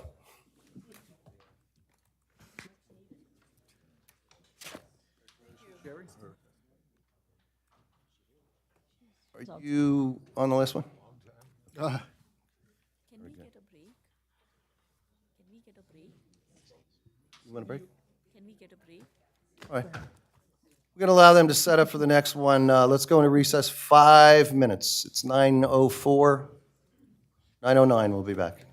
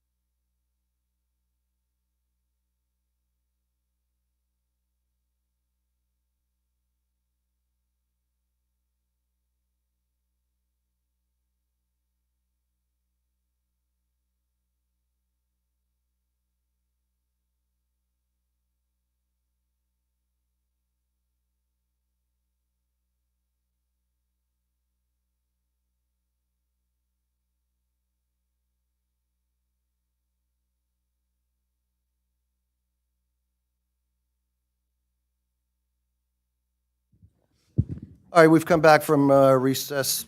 Ms. Porcelli, could you give us a roll call, please? Thank you. Mrs. Andrews? Present. Ms. Gomez? Mr. Izzo? Here. Mr. Scogno? Here. Ms. Spinelli? Here. Mr. Singh? President. Ms. Fernbach? Present. Chairman Sullivan? Here. Mr. Dargy? Present. Mr. Varga? Present. Ms. Sawant? Present. Final matter for the evening, 56-2024Z. This is Old Bridge Chemicals, SD3 Zone, Block 6303, Lots 9 and 11. Physical location, Old Waterworks Road, warehouse facility, chemical and allied products. Major preliminary final site plan with minor subdivision and D variance, Lawrence Cowley. Applicant proposes minor subdivision, a lot line adjustment to cure an encroachment between lots 11 and 9. Mr. Cowley. Mr. Chairman, members, nice to see everybody. Happy New Year. We appreciate you having us this evening. Larry Calley on behalf of the applicant, Old Bridge Chemicals LLC. Mr. Chairman, members, I don't think we're going to take up too much of your time this evening, folks. We're down to a single witness for this project. I don't want to belabor the point about the application points. It's a subdivision application. It's a zero net change of lots. There's 3 lots today. There will be 3 tomorrow. This is really a jogging of the lot lines. What brings us to this board as opposed to the planning board, and we discussed it at length the last meeting, and Vina was very helpful with her historical information offered, is the lot, which is a pre-existing non-conforming use, is technically getting larger. It's enhancing, it's increasing as far as lot area goes, but there are 0 changes to the operations or use or intensification of that lot. There is nothing happening that is different on that lot tomorrow versus today by way of the proposal before the board. But nevertheless, it's nuanced. It brings us before this board for D2, use variance relief. We've got limited bulk relief as well. The delta is downward adjusting for the bulk relief. So we are actually improving the non-conforming condition of the bulk deviation on the site. It's an improvement. Nevertheless, technically it's still a bulk variance. So we've had testimony from Josh Weary during the first public hearing. He was the scrivener of record of the subdivision plan and site plan before the board. He's our civil engineer of record. Mr. Weary testified to conclusion and through all cross-examination of the board. It brings us down to our final witness, Mr. Chairman and members, our project planner, Christine Cafone. I know Christine's a frequent flyer in the township. She will take the board through the variances, notwithstanding the fact that I described them as sort of technical and nuanced at the last hearing and this one. They're variances nonetheless, so Christine will establish the proofs for that relief that's requested this evening. No further exhibits are likely to be offered this evening, Mr. Chairman and members. So with that, what we'd like to do is have Ms. Cafone sworn in, qualified to the extent needed to confirm her license and credentials are still current and in good standing, and be off to the races, sir. Mr. Varga. Please raise your right hand. Do you swear or affirm to tell the truth and nothing but the truth to help you God? Yes. Please state your name and spell your last for the record. Good evening, Chairman and members of the board. For the record, my name is Christine, that's with a C-H-R-I-S-T-I-N-E, Nazaro Cafone, C-O-F-O-N-E. Business address is 52 Reckless Place, Red Bank, New Jersey. I'm testifying this evening as a licensed professional planner. I've been testifying for about 29 years as such in the state of New Jersey. My licenses are current and valid. I teach planning and zoning courses for the Rutgers Center for Government Services. I've been qualified here in the township as well as hundreds of other planning and zoning boards throughout the states on over 1,000 occasions. We will accept your credentials, Ms. Cafone. As Counselor said, you're a frequent flyer here. You're recognized by members of the board, and we acknowledge your expertise. Thank you, Thank sir. you, and thank you for doing that for those at home that will understand who you are. Thank you, Mr. Chairman. Thank you, Chairman. So, Christine, a few things before we cut you loose and you go through your analysis and conclusions as to the planning proofs. You are familiar with the property, is that right? Yes. You're familiar with the plans that were filed in connection with the application? Yes. You're familiar with the zone, the surrounding area, improvements and development, Yes. the code and the relief requested this evening? Yes. As well as the master plan and then the relative redevelopment plan that applies to this site, although not part of this application? Yes, I am. So with that, Christine, if you wouldn't mind giving the board the benefit of your analysis and conclusions that justify the variance relief that brings us here before the Board of Adjustment this evening. So yes, confirming that I am familiar with all of those controlling documents, including all of the application submission documents. I've reviewed those items. The redevelopment plan I have here tonight, I will reference it as there are certain things in that redevelopment plan that are recommended with regard to the right-of-ways that these properties have frontage on, so I'll talk a little bit about that.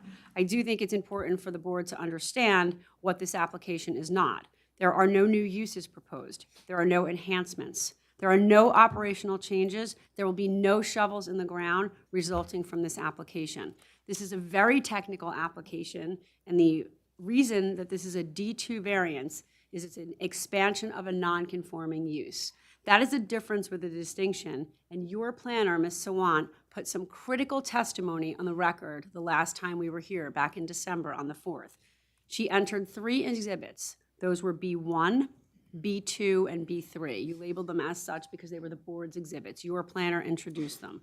B1 was a 1963 aerial that showed no development.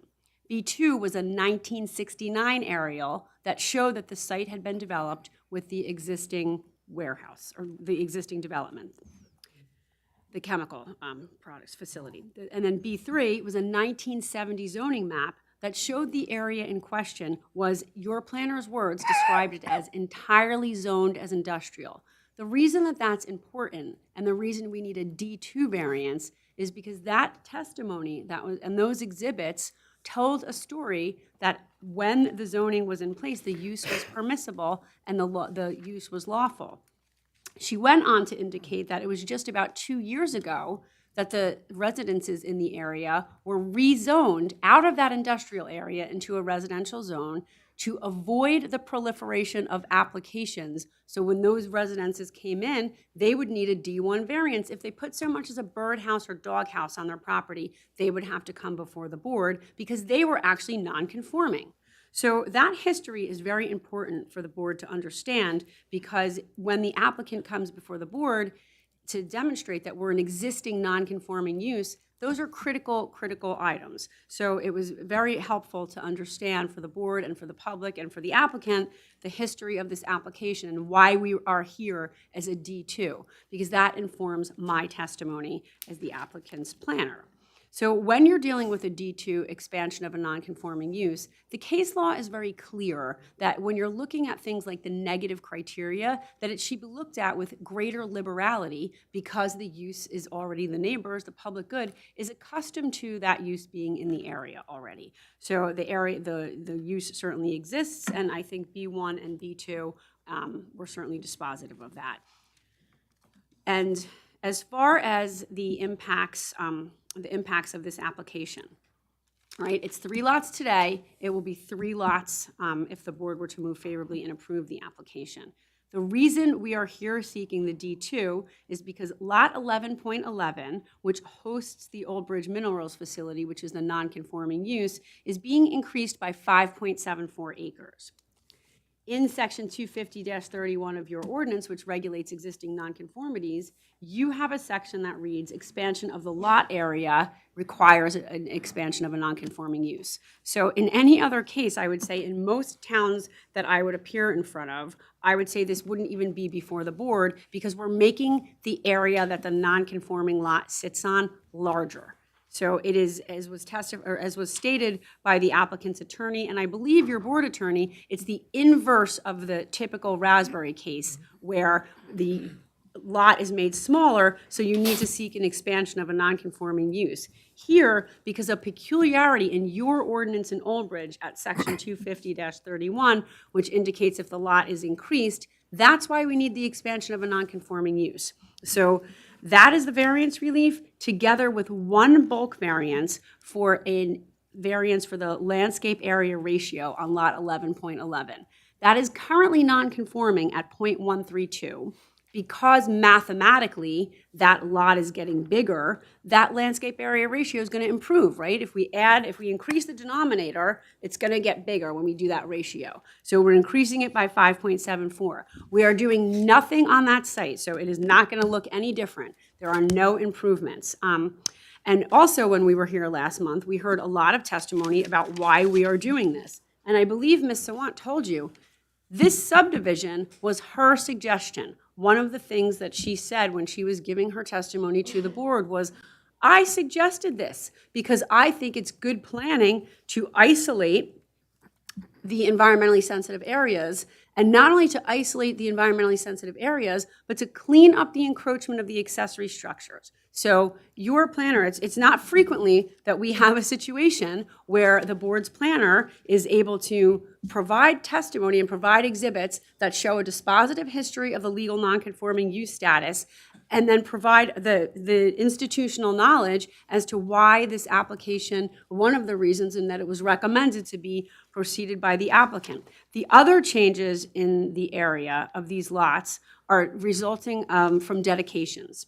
Lot 9.11 is going to have a dedication of frontage on Jake Brown Road West, and 10.11 will have a dedication to Waterworks Road. Now, the area that we are dedicating, while Mr. Weary is a very talented engineer, he was not while he is the scrivener of the plans, he is not the one who came up with those roadway dedications.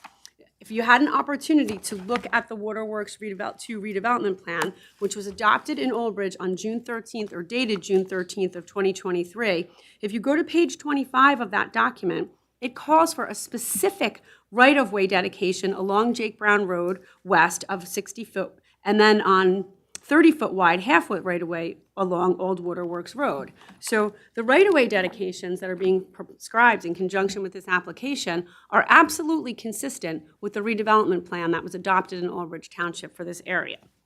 So statutorily, we have to demonstrate to you that this application is not going to have a substantial detriment to the public good or the zone plan.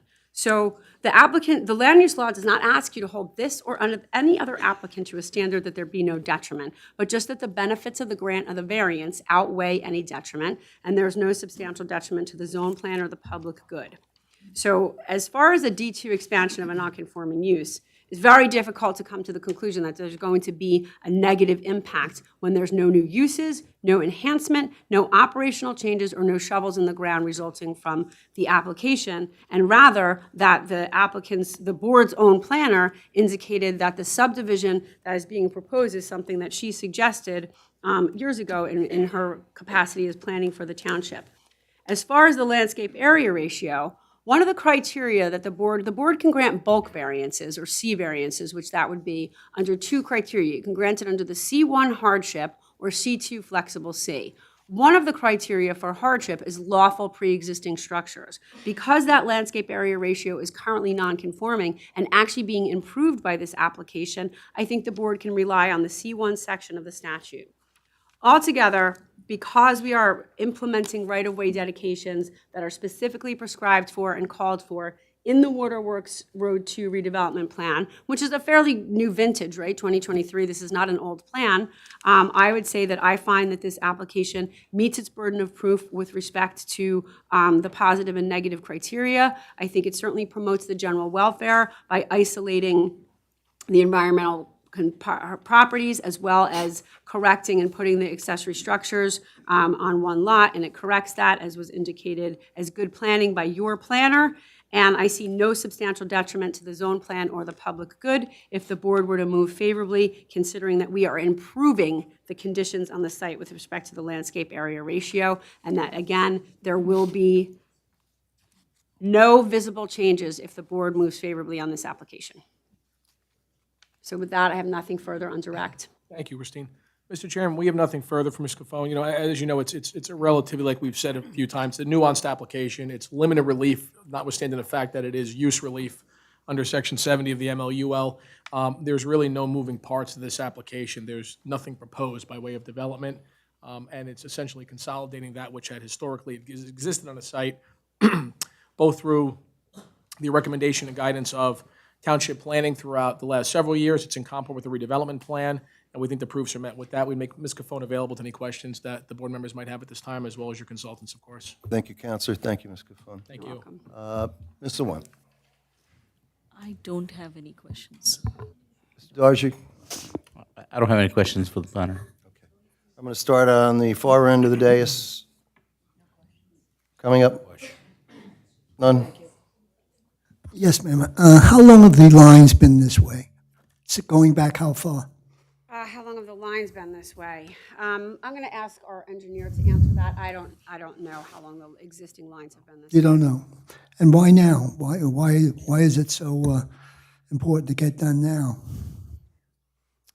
I guess, again, to isolate the environmental constraints and to correct the fact that there are accessory structures that are straddling the property lines. It's really just a housekeeping So it's matter. been like this since the 90s, I don't know. You don't know I that? don't know when Yeah. those lot lines were put in place. and you're coming before us now to get it done. Again, the redevelopment plan was done in 2023 that recommended those right-of-way widths, so I'm not sure what the impetus for the application now is, but I can tell you. Yeah, the I just don't know why, It's a relatively yeah. recent redevelopment plan for the Why area. it's coming up now, that's why. And the now between 2023 and now, this application was filed some time ago, so this was in a lull during completeness about a year ago. Oh, a year I believe. ago? Yeah, about that, yes, sir. And before that, plans are being drafted, so this was in the works, subsequent to the redevelopment plan being implemented in 2023. Anything else, Mr. Scogno? Thank you. Mr. Rizzo? If we could use the audience as an example, lots 9 and 11, and you have the aisle here, if you were going to move 2 seats to that side, is that more or less? I think that that's a wonderful analogy. Illustration, yeah. It's a great illustration. All you did was move two chairs over, room is the same, everything's the same. I mean, Excuse me. just layman's Yes, terms. In layman's terms, I think that that's a very good analogy. And the other thing is that you would have to have specific knowledge that this occurred, because today, if you drive by the site today, or you drive by the site next month, if the subdivision is perfected, there will be absolutely no way you will be able to detect that this happened. That move, as you described it, will be imperceptible to the public because you would not know, because nothing will happen as a result of this subdivision. And I think that that's a very important part for the board to understand, is that even if you approve this subdivision, the impact of it is imperceptible. Next month, from driving by, you would have to know that this happened, to know that those lot lines moved. Very good. That's right. Very good analogy. Fairness job. of something Thank you. else. Yeah. Mrs. Andrews? Counselor? Nothing from you, Mr. Chair. I have nothing. Thank you, Mr. Chairman. So at this point, we make Ms. Cofone available, I guess, to any questions of the public through cross-examination. We have nothing further on a direct, that essentially concludes our case in chief, Mr. Chairman. And your engineer tell us how long it's been like that historically, or no? The gesture I got from Mr. Weir was that he was uncertain. Okay. It's been a Chairman, it's been a number of years. Can I help? Because I was the one who pulled up the aerials, right? So from the historic aerials, the encroachment existed since 1979. In fact, yes. Between 72 and 79 is when the encroachment or the expansion really occurred. Thank you. No problem.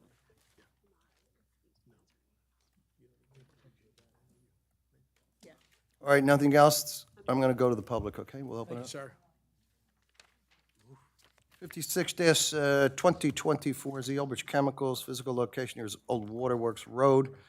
Proposing a minor subdivision for a lot line adjustment to cure an encroachment between lots 11 and 9. Counselor, once again, 3 minutes is correct. That's correct, Mr. Chairman. That is the board's policy. Okay, anyone wish to be recognized? Actually, the man right over there, he testified once before, the last one. He was the first one to raise his hand, and he almost fell. You okay? We're going to put everybody under oath again, even though you were put under oath the last time. Thank you. All right, so please raise your right hand. Do you swear or affirm to tell the truth, nothing but the truth? I do. Please state your name and spell your last for the record, Sure. Ankit Modi. Last name is Modi. and your address. 10 Esther Circle, Old Bridge, New Jersey. You said 10. 10 Esther Circle. Thank you. All right. So, okay.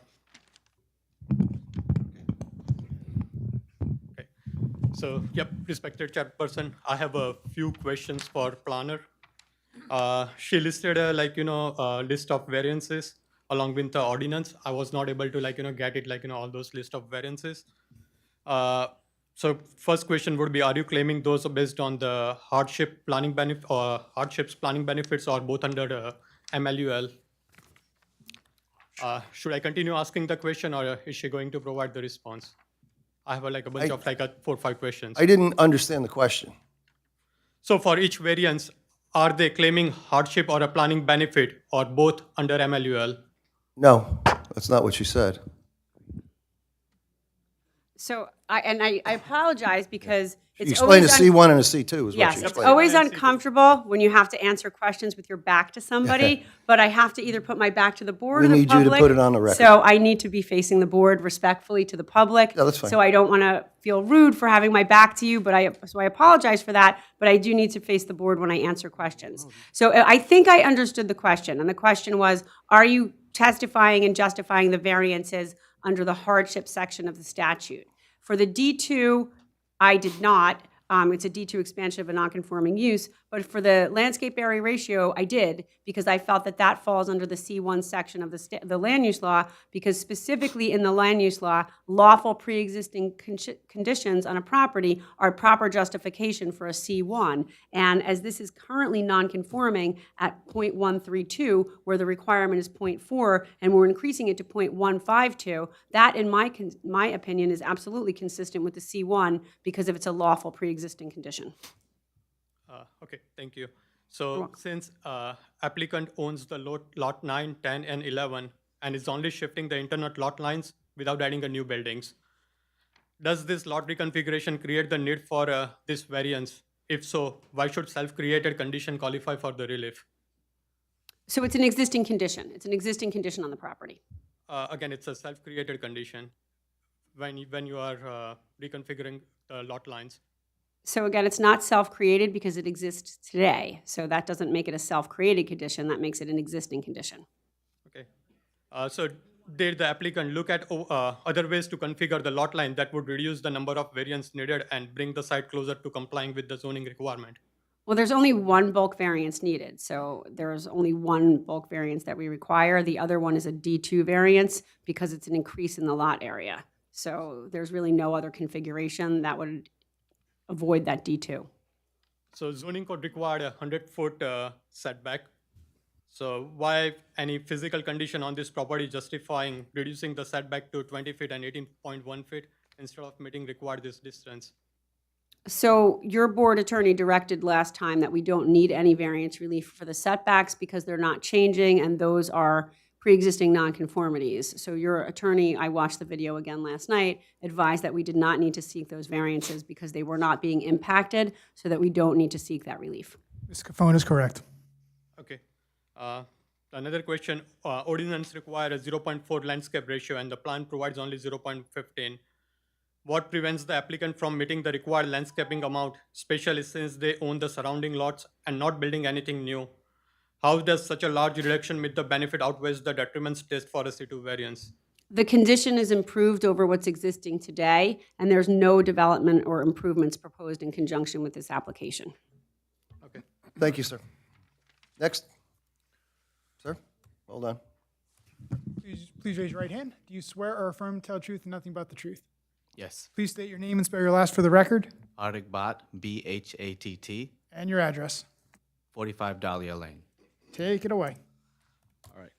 Can the board confirm that the application is governed by NJSA 4055D, including the standards for non-conforming use and use variance under 4055D 70D? It is governed under 4055D-70D, but it's under subsection 2, and it's controlled under the Coventry Square standards, which, as Ms. Cofone testified to, is the negative criteria is viewed with more liberality, and it's still considered a use variance, which it does have.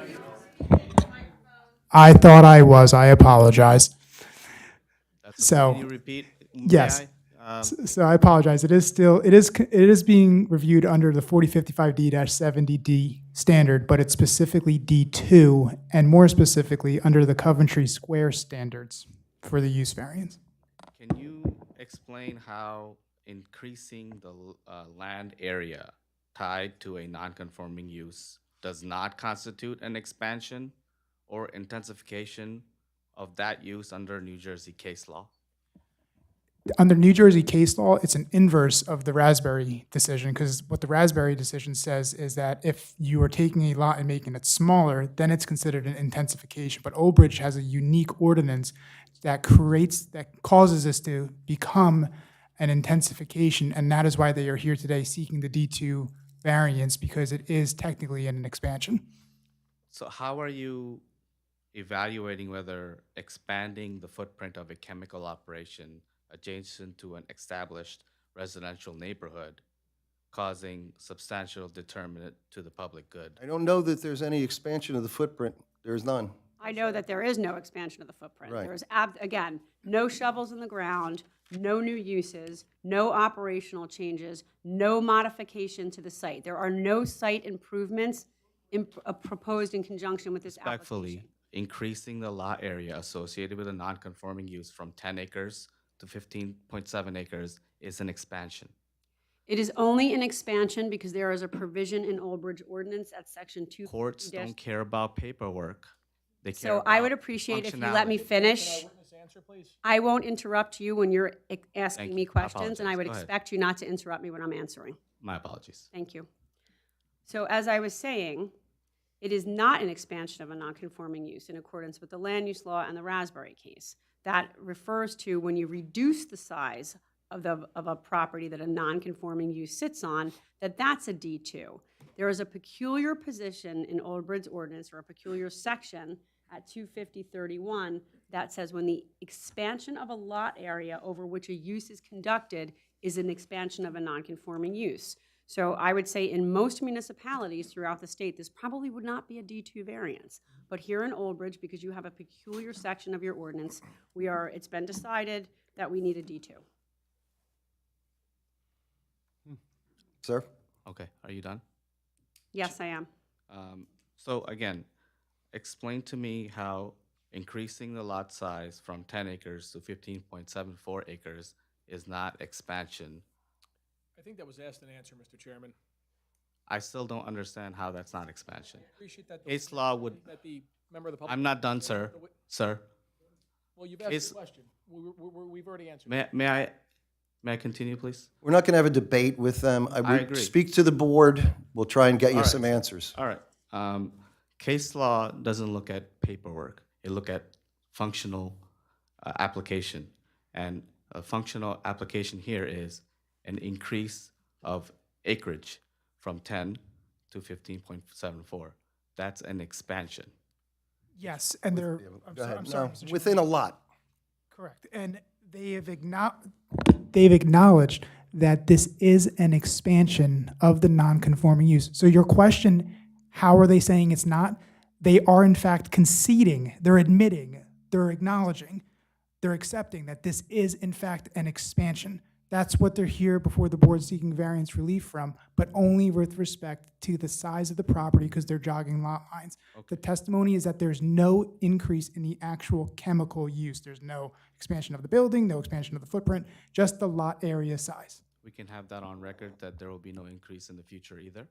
That, if it By does, the they have to come applicant? back to the board, but that was their testimony. Okay, so under NJSA 4055D70D2, can the board confirm that expansion or intensification of a non-conforming use is disfavored and subject to heightened legal standards? I understand you're saying it's not an expansion somehow, even though it is an expansion of a lot area, but it's still disfavored.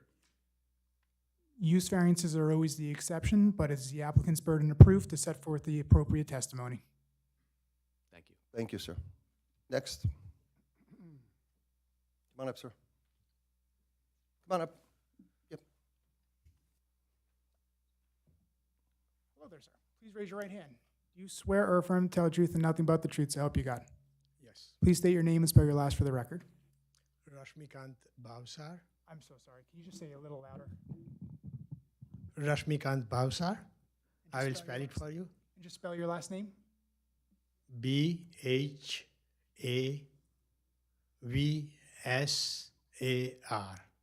And your address, sir. 25 Gazania Drive, Take it Old away. Bridge. Go ahead, sir. All right, this is the first time I am standing in front of the zoning board. So please be kind with me. Okay, I'm not going to repeat what has been discussed already. So I would just like to say that I do oppose the expansion of pre-existing non-conforming Lot 11 area because of this reason. I don't understand technical lingo, so I will try to make it as simple as I understand. Current neighborhood conditions have consistently changed. When originally permitted, homes did not exist there. But now there are hundreds of homes and hundreds more are on the way, right next to lot 9, 10, and 11 that is in question, right? So I respectfully request the board to seriously consider their decision in present day context, not historic convenience. The board must judge compatibility with today's neighborhood and not the one that no longer exists, because there are a lot of houses there. So now there is a residents living there. And apparently it was changed from industrial to residential and all that thing. Apart from that, the point is we all live there. We are right next to this area. In the middle of the night, when I wake up, I see a white smoke coming out of behind my woods. And I wonder many times what it is. I assume that it is coming from the chemical factory that is in lot 11, or I don't know, but it is right from where these lots are. And I wonder, I mean, what will happen? I'm a senior citizen. What about young kids? You know, I don't know the quality of air. My point is, we live there. Does that change the picture? When this plan was designed, reorganization or whatever, homes did not exist there. But now we are there. We live there. And it is a concern to us. That's all I got to say. Thank you.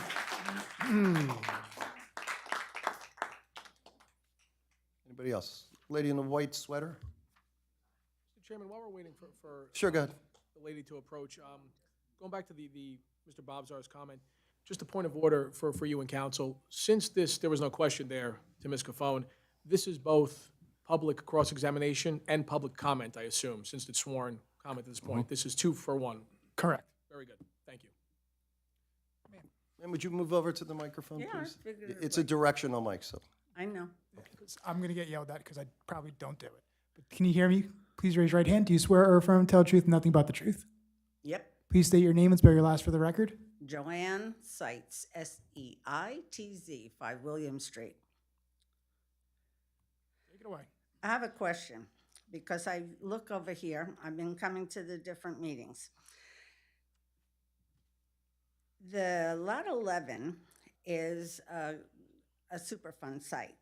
The part that is in Lot 9 that you want to add over to Lot 11 is also still a Superfund site. So that my impression is that you want to clear Lot 9 to make it which is the biggest property, to make that clean, to be able to not have to clean up that little 5-acre spot there before you can do anything with Lot 9. I just want to know, is this part of why you want to have this lot line, whether or not you see it or you don't see it? Why are you even here to even consider doing this?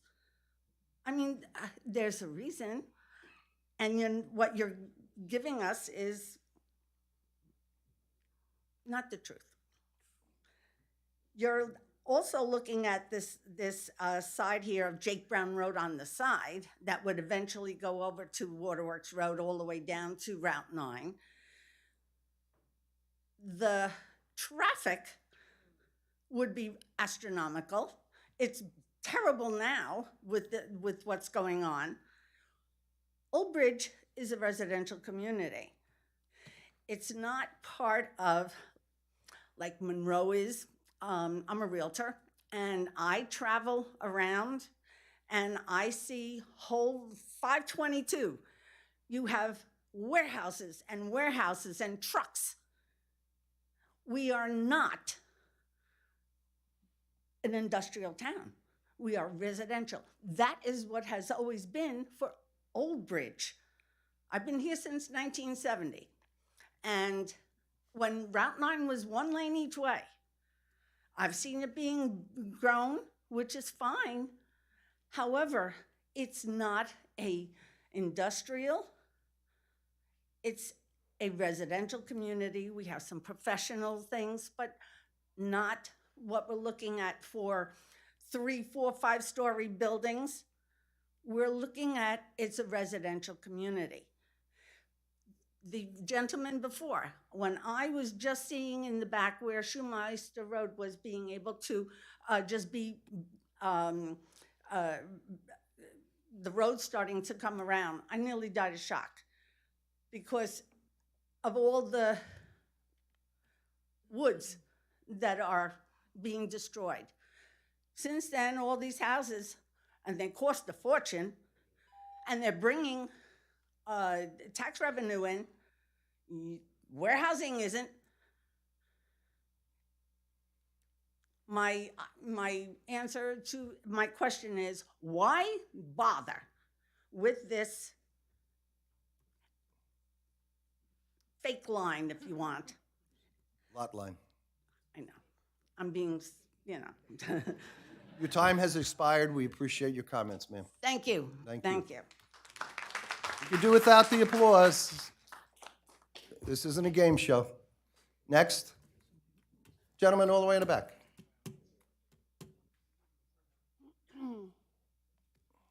All right, sir, please raise your right hand. Do you swear or affirm to tell the truth, nothing but the truth, so help you God? Yes, I do. Please state your name and spell your last for the record.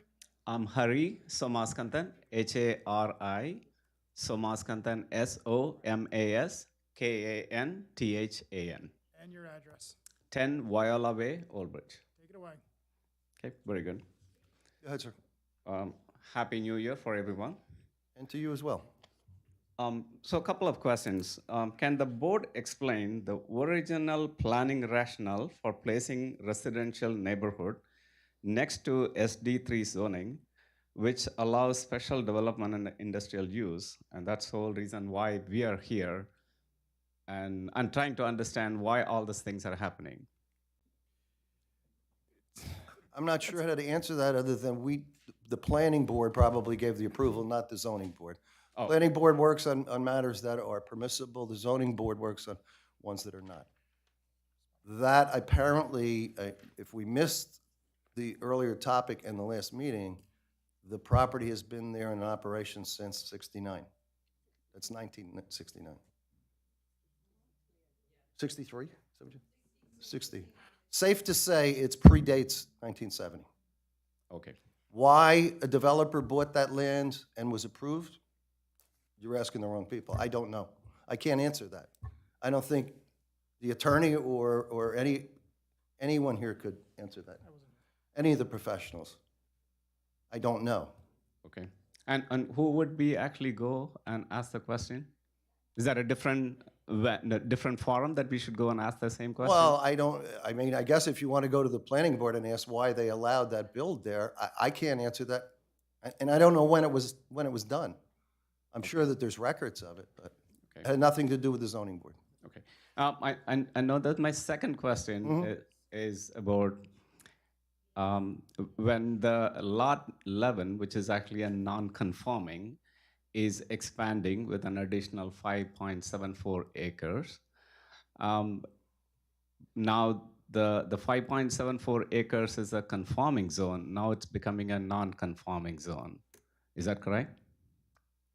I don't think that's exactly how it goes. No, the zoning is not being changed. There's been no request to change the zoning. This board doesn't even have the power to change the zoning. Only the governing body can change the zoning.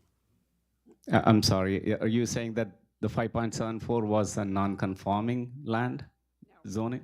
No, there's no change of zoning in conjunction with this application. The 5.74 acres is being added to lot 11.11, so that lot which hosts the Old Bridge Minerals facility, which is a non-conforming use, is getting larger. That's the variance relief. There's no zone change on the property.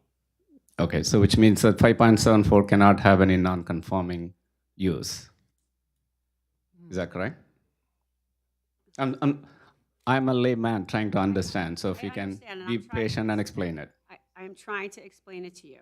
So the 5.74 acres that's being added to lot 11.11 becomes part of a lot that hosts a non-conforming use. The Old Bridge Minerals facility is a non-conforming use that sits on 11.11.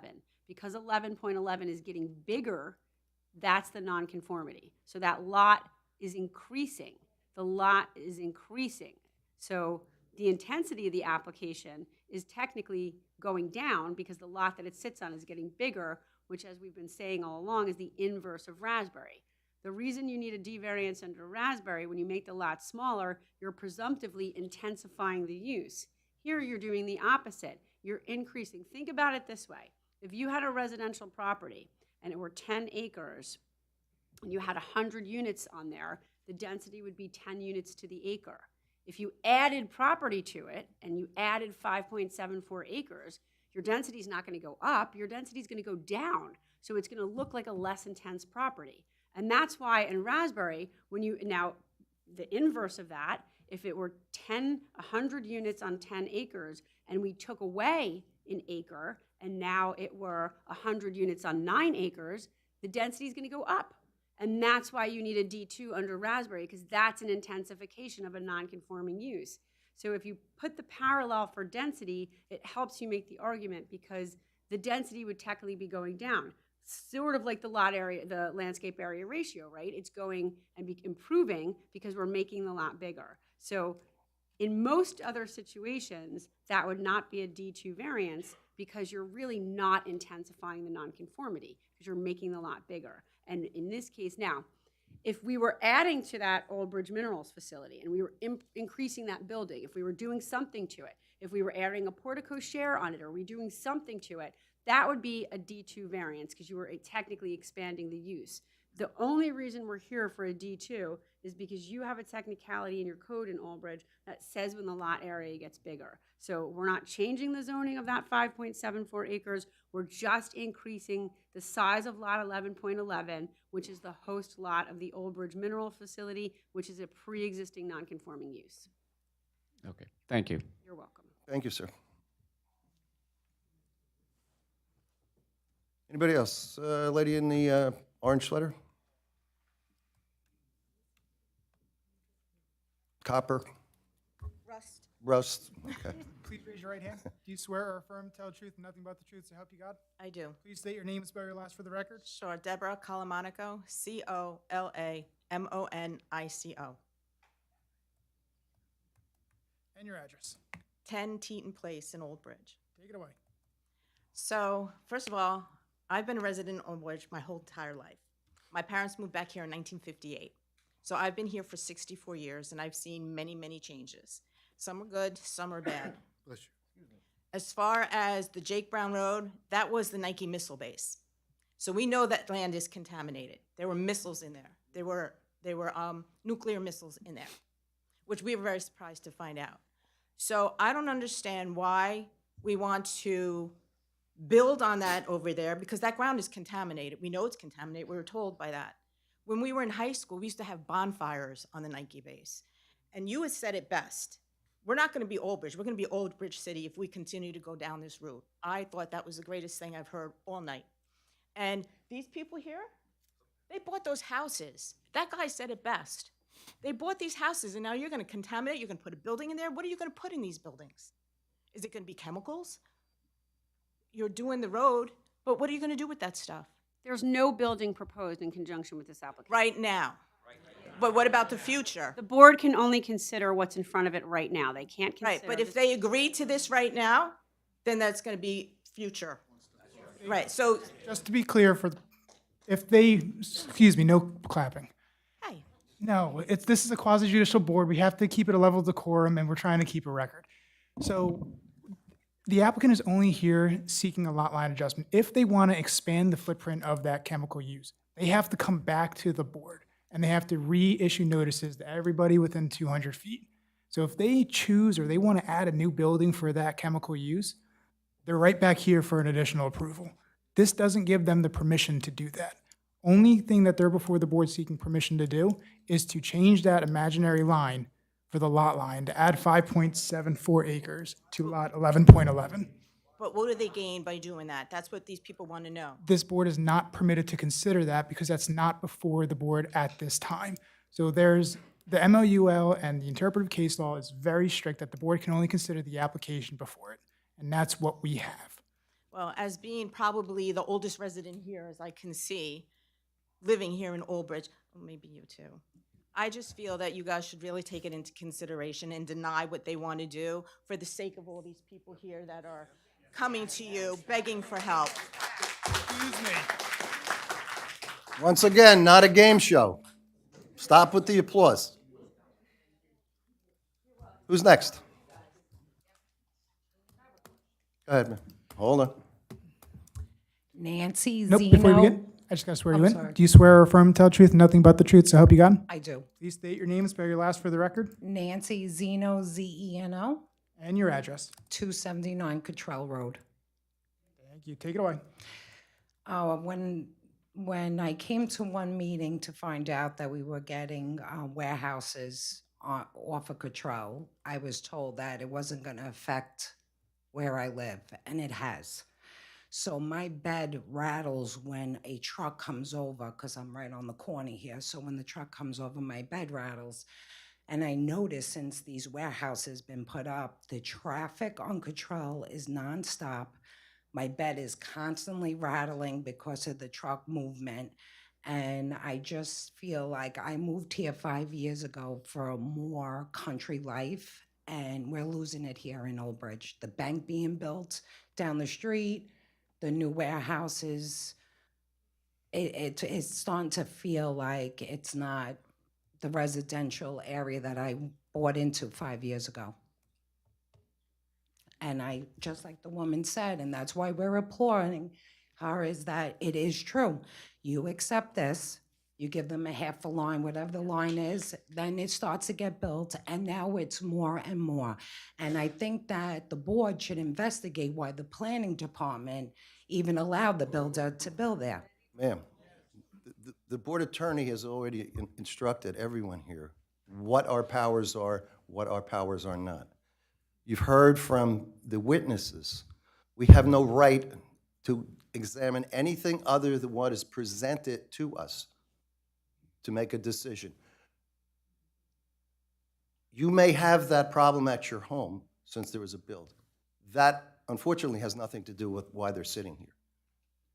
They're sitting here because they're going to take a lot like this size, and they're going to, instead of the line being here and here, they're going to move that line over here and that line over here. That's it. Nothing else changes. Okay, so. And that's what's before this board, and that's all we can do. So moving forward, we come to what meetings to see what they're going to build? I think the council meeting is probably, if you have an issue about that, the council makes those decisions, not this board. We're volunteer citizens just like you who are sitting on this board.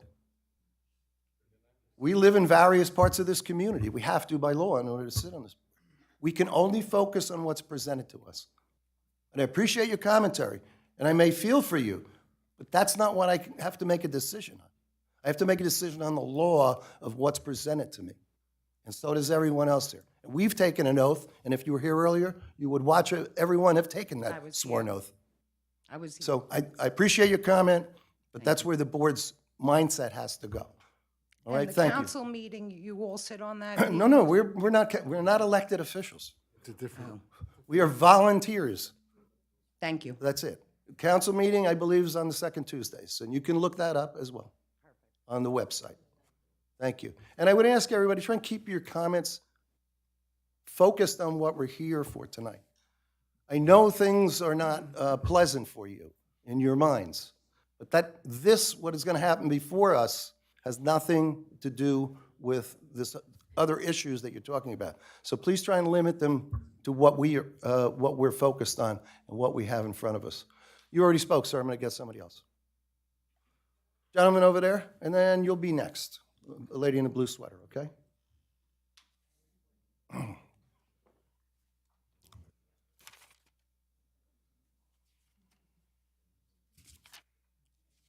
raise your right hand. Do you swear or affirm to tell the truth, and nothing but the truth, so help you God? Yes, I do. Please state your name and spell your last for the record. Harshit Garg. Last name is G-A-R-G. G-H-R-G? G-A-R-G. And the first name was what, sir? Harshit, H-A-R-S-H-I-T. And just your address. 13 Impatience Court, Old Bridge. Take it away. Well, we have been talking about lot line movements, so I'm not going to talk about them. So probably like one thing I want to actually bring to this forum, because last time when I was here, there was another variation or probably like another thing that was being presented. That was like easement access to like Waterworks Road and Jake Brown Road. So I think that is something that we haven't talked about today. So if we are saying we are just moving those lot lines, the purpose is not to do anything. Why are they actually requesting the easement access to those roads? That's the question actually. In short, because they have the right under municipal land use law. And that cannot be our focus. And if this board doesn't act, whether it acts in favor or against, it has to take a position. Their remedy is going to be at the Superior Court located in New Brunswick. And I can assure you, they'll rush there immediately, and they'll be granted this by a judge, because this is a lot line change. That's it. Yeah, the only reason I get And again, whatever you may think, and I can't tell the future either. All I'm getting asked to do with other members of this board is decide whether the lot line, whether a D2 variance can be granted for their application. I get your point. The only request I have to this board is don't neglect all these pointers. Like when I'm saying like, okay, the easement access or like lot line. That's not before this board, sir. Again, we have to focus on what has been presented to us. All right. They didn't ask that. But they presented that in the last meeting. So, Mr. Chairman, the gentleman from the public is referring to, the gentleman from the public is referring to on the proposed subdivision plan, the applicant went ahead and identified where the proposed easement location is, but they're not required to do that. That easement, it's their property. If they want to have an easement on it, they could just go and do it. Just showing that to the board and to the public is more educational, if anything, but it doesn't, the board can't say, no, you can't have an easement there. The board can't say, yes, you can have an easement there. It's their property, much like you can go on your property and you can have a playground on it if you want, or you can have 2 TVs in your kitchen if you want. They could do that and they can have an easement. So it's not like the board is conscientious of your concern and your consideration, but it's their property. They can have an easement on it. So the board is, I just want to be clear. So that's why it's not before the board, because it's their property. I get your point. Probably just last statement to close my comments. What I want to say is, I do understand that this board cannot actually stop them from making that change or like showing that, okay, what is easement and what is not. But probably the purpose is different. You are making certain changes to the lot lines. You are now proposing, or you're not proposing, you are showing that you are actually making changes to the easement. You are saying that there are going to be new easement areas which will be accessing the roads. So which means that there is going to be something that's going to be coming up in the future, and that is something that we should not neglect. Again, I don't want to say that, okay, I don't have a question, but it's just one request to this board that, okay, consider that point as well. But I just told you we can't. Okay. Thank you. Thank you. Ma'am?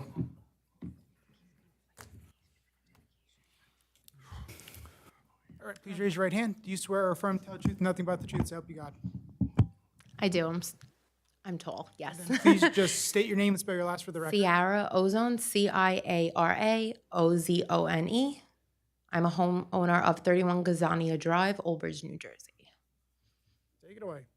Thank you. So just a quick clarifying question, just one.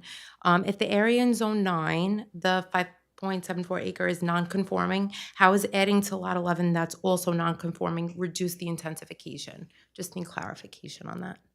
Because you're increasing the lot area. So the parallel that I made to the density was that if you had 100 units on 10 acres, that would be, if you took the lot area away, your density would go up. If you added lot area to it, your density, which is a governor of intensity, would go down. So presumptively, when you add land area to a property, you, in my opinion as a planner, and consistent with my understanding of how land use intensity is measured, that would really be a technical reduction in density, right, or intensity. So that's why I use the density comparison. So that is why when you add the 5.74 acres, in my opinion, you're not intensifying that nonconforming use.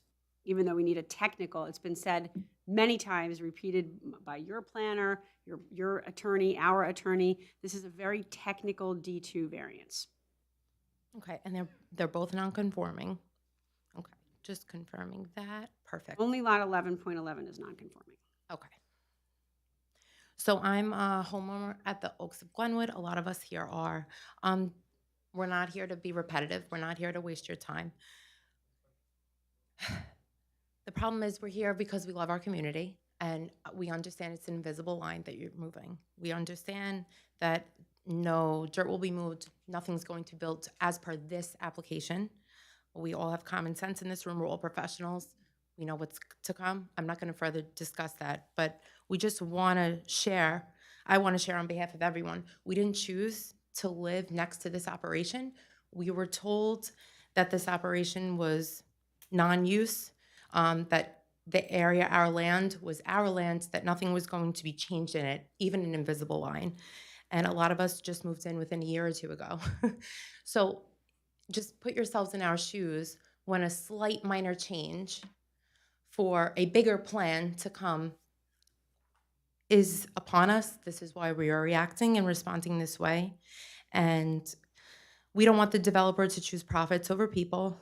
And whether the zone is going to affect us negatively or positively, we know you guys can't predict that. We can't predict that.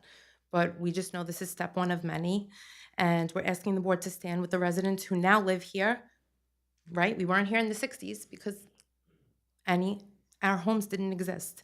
And to deny any actions that enlarge an outdated industrial use at the expense of hundreds of current families. And we thank you for your time, consideration, and for showing us decency, respect, and morale during this time. Thank you very much. Thank you.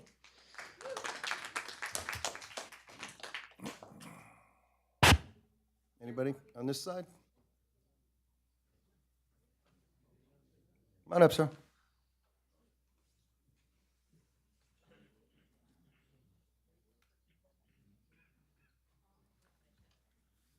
All right, sir, please raise your hand. Do you swear or affirm to tell the truth and nothing but the truth, so help you God? I do. Please state your name and spell your last for the record. So my name is Pedro Amaral, last name Amaral, and I live in 23 Dahlia Lane, Old Bridge. And take it away. Sure. So I'm a software engineer. Of course, I don't understand all this terminology. I just want to get some. My question is more about Lot 9, right? So there's this 5.7 acres that are going to move from Lot 9 to Lot 11. But today, if this application, today that the application is not yet approved, is the Lot 9 a non-conforming use, or it is a conforming use? So the non-conforming use is on lot 11.11. So that's the non-conforming use. Lot 9 is not a non-conforming use. So those 5.7 acres, how are they called? Is there a name for those contaminated 5.7 acres?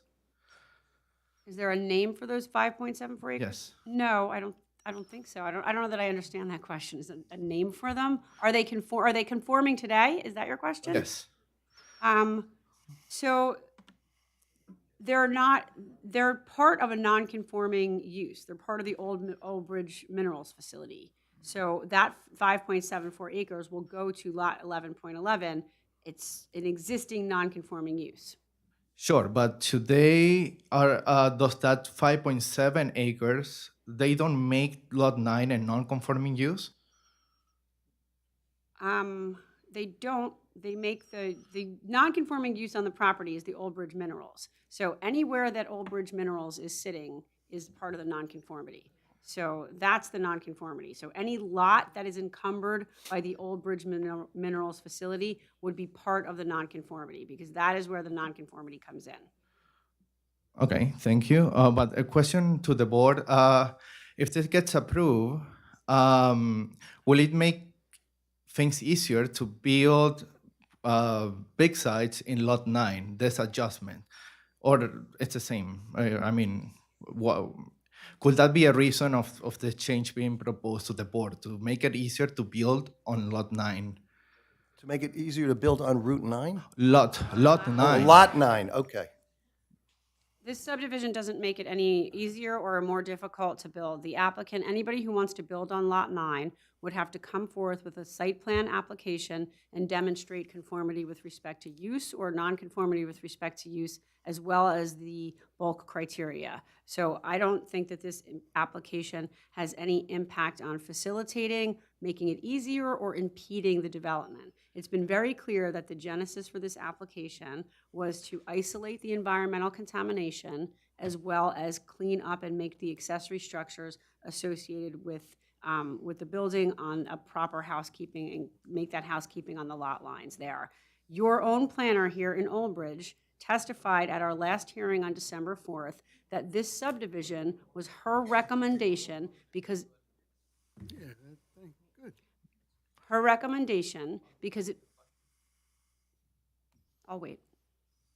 Her recommendation because it is good planning to isolate those environmentally constrained properties as well as to have the accessory structures not violative of the, or have them on the same property that they're on. So it cleans up the accessory structures and it isolates the environmental property. So that was testified to at length by our applicant, by our application team. Your planner indicated that she was the one who recommended this subdivision occur. So I don't think that it should be looked at that this subdivision makes it easier or harder to develop property. It cleans up the conditions as far as the lot lines and the lots governing this property. And that is the genesis for this application. That is what we stated, our attorney stated it, and it's been stated by your professional that that's good planning. And I would agree that it is good planning to do that. And that was the genesis of this application. Okay, thank you. So for the record, we're saying that there's no benefit of this application on any future one said construction that. on Lot 9, I right? don't think anybody said that. Every application has to stand on its own merits. So this application is not linked to another application. The planning or zoning board will have to evaluate every single application that comes before it on its own merits. So what might happen in another application, what has happened on a prior application, shouldn't have any rational nexus to the applications that are pending before the board. You have to take each one of them based on the specific fact pattern associated with that application. So this application should have no material impact on any other application, nor should any other application impact this one. So if there's something that happened on Cottrell Road or somewhere else, that is completely independent of this. It is very inappropriate to judge an application based on applications that have been or may be filed, in my opinion, as a professional planner.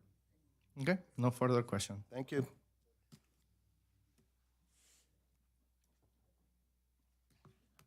Anybody else? Gentleman all the way in the back, blue jacket. All right, sir, please raise your right hand. Do you swear or affirm to tell the truth and nothing but the truth? I do. Please state your name and spell your last for the record. Atul Maheswari, it's Maheswari. And your address. 47 Dahlia Lane, Old Bridge, New Jersey. Take it away. So I have like two questions. First one was to go back to one of the earlier questions that one member of the board had asked the applicant at the time of their presentation. The why now, since this has been the case for like half a century, why that adjustment's happening right now, this lot line adjustment. I wasn't very clear with the explanation that was provided earlier. I don't know that there was one. why now is not any burden of proof that the applicant has to consider, right? The timing of an application is not, there's no factor, there's no burden of proof related to the timing of an application. As I said, the redevelopment plan governing this area was dated June 13th of 2023. So there's been recent action by the governing body adopting plans for this area. So I can't speak to why now this was filed. I can only speak to the criteria, the statutory criteria, which have no bearing on timing. And to double off Ms. Caffone's testimony, I would proffer that from a legal perspective, it's an arguably irrelevant inquiry, Mr. Chairman. I heard you. To double off of Ms. Caffone's testimony, I would proffer to the board that from a legal perspective, it is an irrelevant inquiry. Okay, and then my second question, I heard a couple of times the applicant mentioned that this helps clean up the operations, just this lot line adjustment. So A, how does it clean up the operation? Because for me, trying to better understand why this is being proposed in the first place, to me, it would appear that it would make it easier for more, for operations to expand going forward in a separate lot and just keep all the non-conforming use to one particular lot. So it would appear that it makes it easier to build going forward as opposed to cleaning up the operations. So the cleaning up the operations piece, if that can be please explained in more detail. Thank you. So the operations aren't being impacted. I've said that multiple times, that there are no changes to the operation. What it does is it isolates the environmentally sensitive properties, and it isolates the accessory structures onto the structure with the main lot. That's what it does. So it's a housekeeping cleanup. It's not an operational impact. I will say it again. There are no operational changes. There are no expansion of hours. There are no increase in building area. There is nothing being changed with respect to the use, the enhancement, the operational changes, no shovels in the ground. So it is really a clean up of the accessory structures, having them be on the same property with the principal structure, and a isolating of the environmentally contained or environmentally constrained portions of the site. Which again, your planner suggested at the last testimony, she is the one who suggested that this subdivision occur and take place because it is good planning. So 2 points to make on that, and I understand some of it might not be under board's consideration, but I'll still make them. The concern I would have is that this probably further delays the cleanup of the Superfund site because it gets isolated to one property, or one zone. Can't consider that. That's governed. I know, I understand. By the federal government. What's that? That's governed by the federal government. This board can't consider that. Okay, and it also makes it easier to build in the adjacent, lots where, this problem doesn't exist. So that's something maybe, I don't know if you can or cannot consider, but I would request you to look into that. Thank you. Thank you. Jim, it's 10:20. I'm going to get going. Who else? 3 minutes. Come on. Nobody else has their hand up. He went. What's that? You spoke already, sir.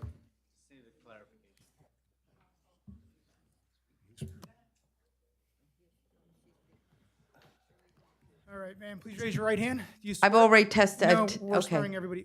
Do you swear or affirm to tell the truth, nothing but the truth? Yes, sir. Please state your name and spell your last for the record. Nina Jocknowitz. Could you do me a favor and speak into the microphone? Because I know we keep screaming this at you, no disrespect, and I know it's Jocknowitz, hard you- to remember. State your name, spell your last for the record, and please place your address, please. JOCHNOWITZ, 203 West Greystone Road, Old Bridge, New Jersey. Take it away. Since this is just a theoretical movement of the line, how much money is the planning organization getting paid for this move the lines? That's out of order. Respect, ma'am, that's out of line. Come on, are you kidding me? Well, no, How would you like it? How would you like to be sitting here and you say that? I say that to you. You can ask me those questions. I'll be happy to answer it. Right now, I don't make any money except for unemployment, but that's fine because I just got retired. I'm going to ask you to step away from the microphone. Can I? I'm finish going my- to, please. I'll ask another question unrelated to this. You're How's done. that?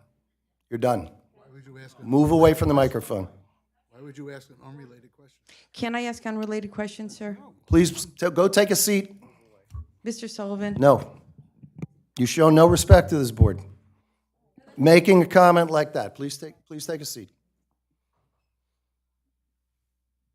Lady over there, you haven't spoken. Do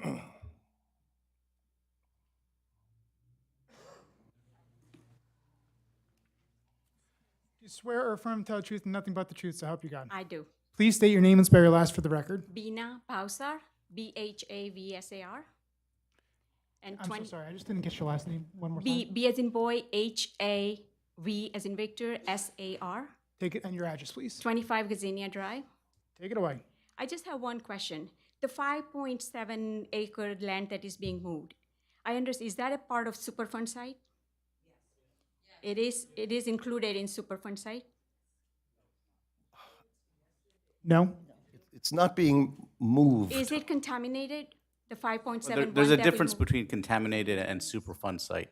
The Okay, is super- it contaminated then? I can't speak to that because I haven't done any testing on that property, but the Superfund site It is not is, part of the is actually lot 10 10.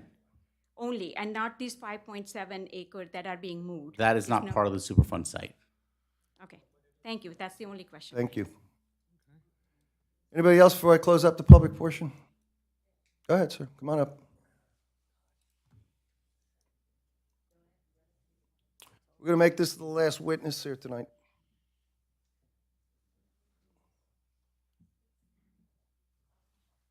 We're slowly approaching 10:30. Sir, please raise your right hand. Do you swear or affirm to tell the truth and nothing but the truth, so help you God? Yes. Please state your name and spell your last for the record. Venkata Dara, Venkata, Venkata, first name. Dara, Dara. I live at 41 Dahlia Lane. Take it away. Yeah, thank you. Yes, sir. Okay. So, good evening, everyone. And I want to respond briefly to the point just made that board may only consider the application before it, and that application involves only a lot line change. I agree to that, and board must decide only what is before it. But what is before the board tonight is D2 variance to expand the lot area of a non-conforming chemical use, and that carries legal and environmental consequences the board is required to evaluate. So as I heard, like the applicant already acknowledged that lot 11.11 is increasing by approximately 5.74 acres from 10 acres to 15.4. Okay, they are also acknowledged that, if I heard correctly, Old Bridge Ordinance Section 250.31 defines an increase in the lot area over which is use conducted as an expansion of non-conforming use, which is why D2 relief is required. So under NJSA section 4055D also, expansion of non-conforming use are disfavored and subject to heightened scrutiny. Even if no new building is proposed today, the board must evaluate whether the expanding the legal footprint of a chemical use causes the substantial detriment to the public good or impairs the zone plan.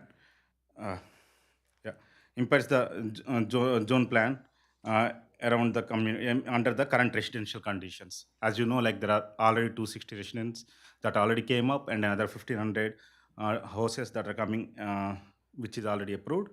So I also want to place environmental concern clearly on the record. It has been acknowledged that around there are 30 groundwater wells owned by the city of Perthamboy that were capped due to contamination associated with this area. While capped, those wells remain part of a long-term contamination management and monitoring framework. And the board has not shown like whether any capped monitoring wells fall within or near the expanded boundaries of lot 11, how access for future monitoring is preserved after the lot line change, whether consolidating the contaminated land into a large non-conforming lot could affect long-term oversight of or enforcement. So environmental remediation does not remove the zoning responsibility. So before approving a subdivision that expands the land area of non-conforming chemical use, the board must ensure that existing contamination controls and monitoring infrastructure is not compromised by the changes in these lot configurations. So lot area is not imagined in the eyes of the law. So they define where non-conforming use is permitted and how environmental responsibility is assigned and how future applications are evaluated. So for all these reasons, I respectfully ask board to apply the heightened D2 standard carefully along with whatever it is planned in the upcoming applications, and to make clear findings on the record, explaining why expanding the non-conforming chemical add, why it is required. Okay, in the area which is known for the already contaminated, is it really not avoid any substantial determination, or is it doing any public good?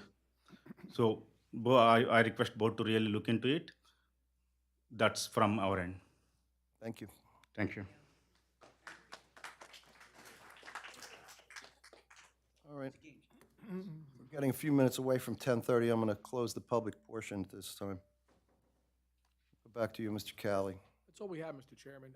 At this time, we think the board has everything they need to deliberate. We have no further, thank you. We have no further witnesses. The board has heard our application in toto at this point through Mr. Weary and Ms. Caffone's testimony supporting the relief of the subdivision as well as the D2 and ancillary bulk C relief that are required. We understand there's been a lot of questions from the public and comments. To that point, I will just note, and I'm sure the board might have been keeping minutes as well, the public has spoken for about twice as long as the applicant has, and that's considering we've had 2 expert witnesses qualified and testified with exhibits to date, about 60 minutes from our end versus 100 of the public. I don't know how much more we can do. Our case has concluded. I will just sum it up, and I think Ms. Caffone said it best. This is an isolation of the contaminated portion of the site, and it's an attempt to remedy the issue of the lot overage of the non-permitted accessory use to bring it back home onto the lot of the pre-existing non-conforming use. This is pursuant to a town recommendation codified in the redevelopment plan as well. There is no nefarious magic to the applicant's request here. It's a lot line adjustment. There's no development proposed, there's no new structures proposed, there's no new uses proposed, and there is no expansion of the existing uses proposed. And this is overall consistent with the code and redevelopment plan, but for the nuanced relief, which is the inverse of the Seminole Raspberry case, which says that you are intensifying the use of a pre-existing nonconformity by way of a lot area reduction. This is the opposite of that. This is the lot area expansion. Nevertheless, it brings us here pursuant to a local code regulation for D2 relief. Ms. Caffone has testified to the support and justifications for that relief thoroughly and to conclusion, as well as the ancillary bulk relief. The board understands the nuances of the lot line adjustment. Again, it's an invisible lot reconfiguration. The easements are a private matter. I won't even reference them again. I know the board understands that very well. At this time, we would ask the board to consider deliberating the matter before you. Thank you, Mr. Cali. Thank you, sir. Board members, any comments before, you are going to call for a vote, I assume? Yes, sir, Mr. Chairman. And again, we appreciate your time throughout. We know it's been a long process for a relatively straightforward application, so thank you again. And we appreciate the applicant listening and taking the time to hear all the Absolutely. all the surrounding homeowners and answering as well. Absolutely. I'm going to start on my left for any commentary coming down the line. No. None. No, thank you. None. No. Well, the only thing I would say is this: I was here obviously for all of this, and there was 2 words mentioned at the first application, and they were prima facie, and that's exactly what this application is. They haven't changed anything. They're not going to change anything. They're changing a lot line, which in your own home, you wouldn't know where the lot line is unless you looked at your survey, and you wouldn't know if there's going to be a change in lot line here. I wish I could help you more with your angst over the operation there, but the operation there has been there since the 60s, and that really can't be part of the board's determination. All we can do is rule on whether they should be granted this lot line lot line jog. The application is going to move the lines, and that's because it triggers a D2, which is an opposite of an expansion in this sense. It really it stands alone. It is prima facie, in my opinion. We'll see how the board votes. I wish I could help you more, but that's all that's in front of us. As far as the LAR, which triggers also the bulk variance, it increases rather than decreases. Also invisible. And as Ms. Caffone put on the record and tried to explain usage, and if you own so much of a lot and you put so many properties on it, but you expanded it, the density changes for the better, not for the worse. In this case, nothing is changing there. Nothing.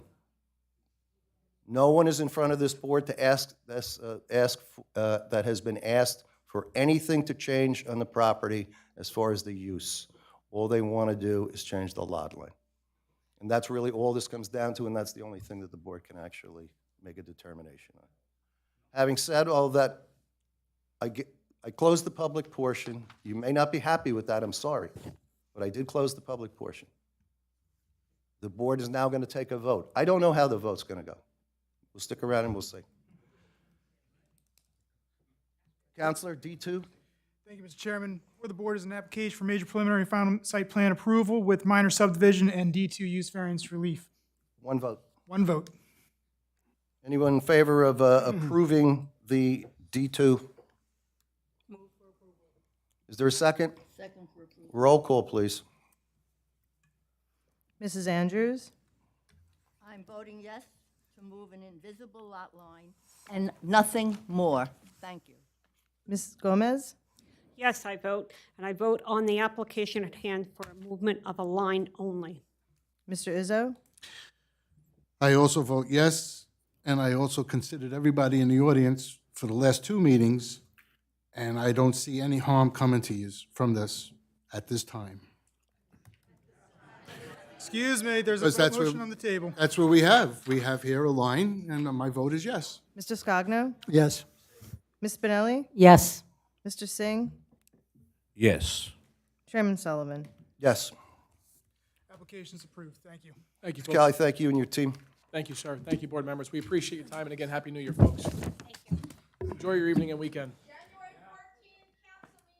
She really should be just banned. Thank you very much, Esther. How's your hands? Oh, my God. There's no further business before the board. When is our next meeting, Maureen? January 22nd? January C 22nd. night? Busy? No. No? Okay. I'm not coming. Anything else from the township, Vina? Any comments? No? Board members, someone want to call for an adjournment? Adjourn. All in favor? Aye. Any opposed? We stand adjourned.